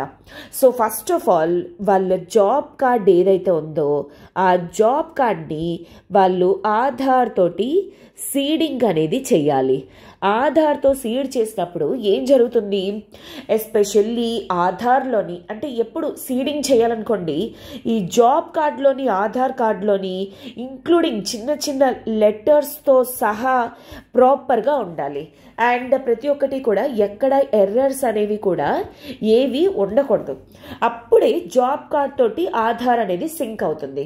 అలా సీడ్ అయిన తర్వాత ఈ ఆధార్ ఇన్ఫాక్ట్ వాళ్ళ బ్యాంక్ అకౌంట్ తోటి సింక్ అయ్యి ఉండాలన్నమాట. అంటే అర్థం ఏంటి, వీళ్ళ జాబ్ కార్డు, వీళ్ళ ఆధార్ కార్డు, వీళ్ళ బ్యాంక్ అకౌంట్ ఈ 3 ఎప్పుడైతే సీడింగ్ అయి ఉంటాయో అలాంటప్పుడు మాత్రమే వీళ్ళకి అమౌంట్ అనేది క్రెడిట్ అవుతుందన్నమాట. అంటే వాళ్ళు చేసిన జాబ్కి డబ్బులు పడతాయి. కానీ ఇండియాలో ఉన్న బిగ్గెస్ట్ ప్రాబ్లం ఏంటి, చాలా వరకు కూడా ఎవిడెన్సెస్ అనేవి కూడా ఉన్నాయి. ఇన్ఫ్యాక్ట్ ఎవరైతే ఆధార్ సీడింగ్ చేస్తారో వాళ్ళతోటే ఉంది. ఈ ఆధార్ అనేది చేయించినప్పుడు లోకల్ అథారిటీస్ కంట్రోల్లో ఉంటుందన్నమాట. సో దానివల్ల ఏం జరుగుతుంది, జాబ్ కార్డులో ఉన్న పేరు ఆధార్లో ఉన్నవి ఈ 2 కూడాను మిస్ మ్యాచ్ అనేవి జరుగుతున్నాయి. దానివల్ల ప్రాపర్గా ఈ ప్రోగ్రామ్ అనేది ఇంప్లిమెంట్ అవ్వటం లేదు.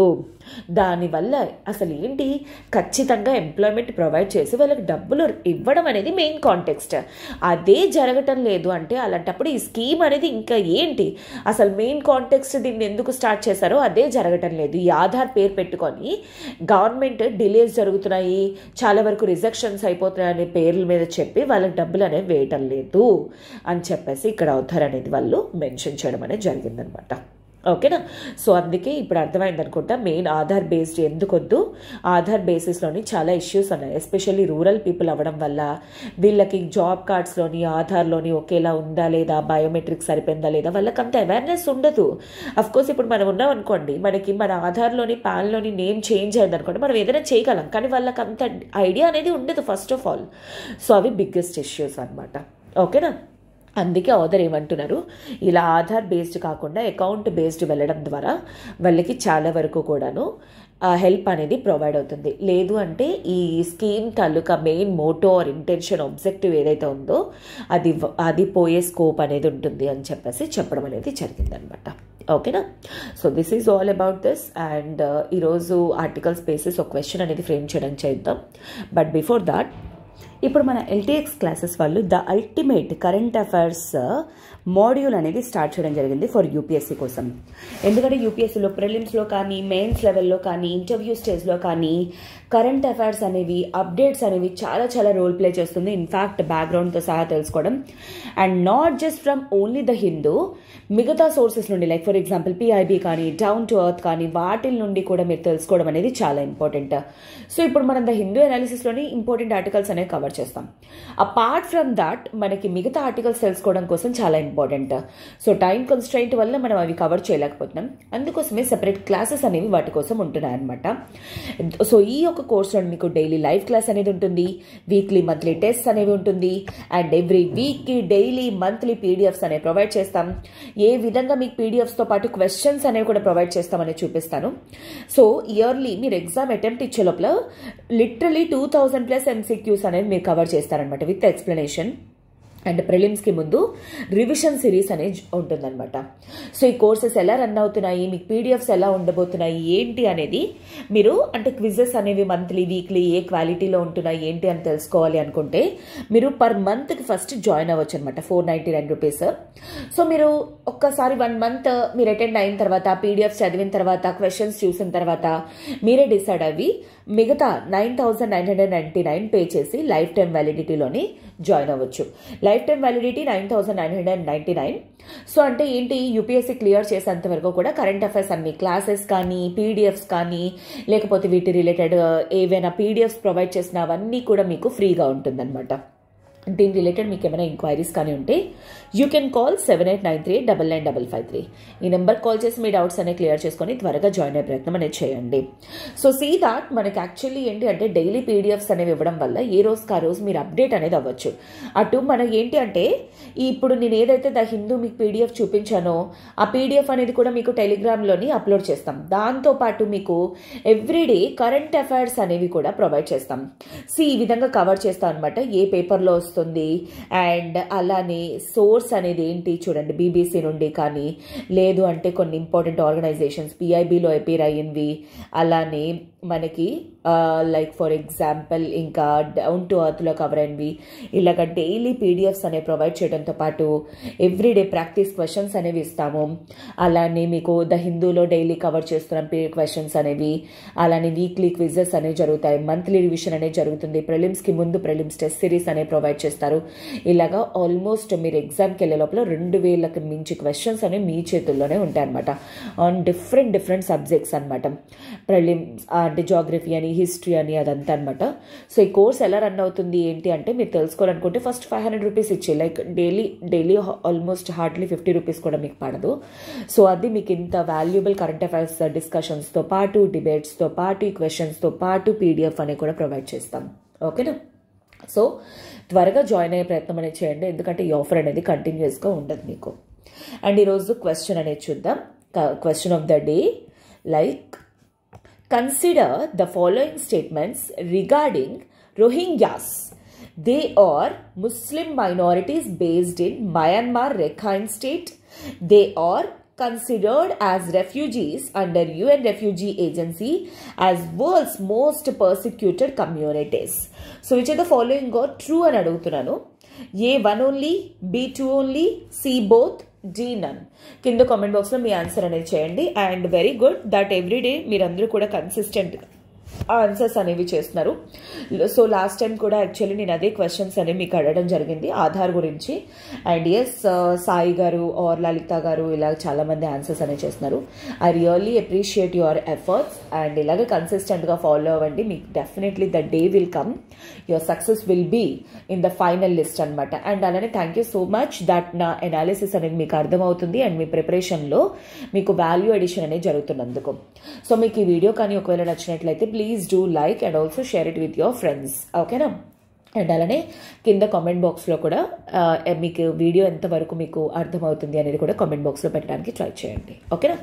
So with this we will end up this session here for today. Tomorrow we shall meet again with some more beautiful articles. Till then, have a good day. Take care.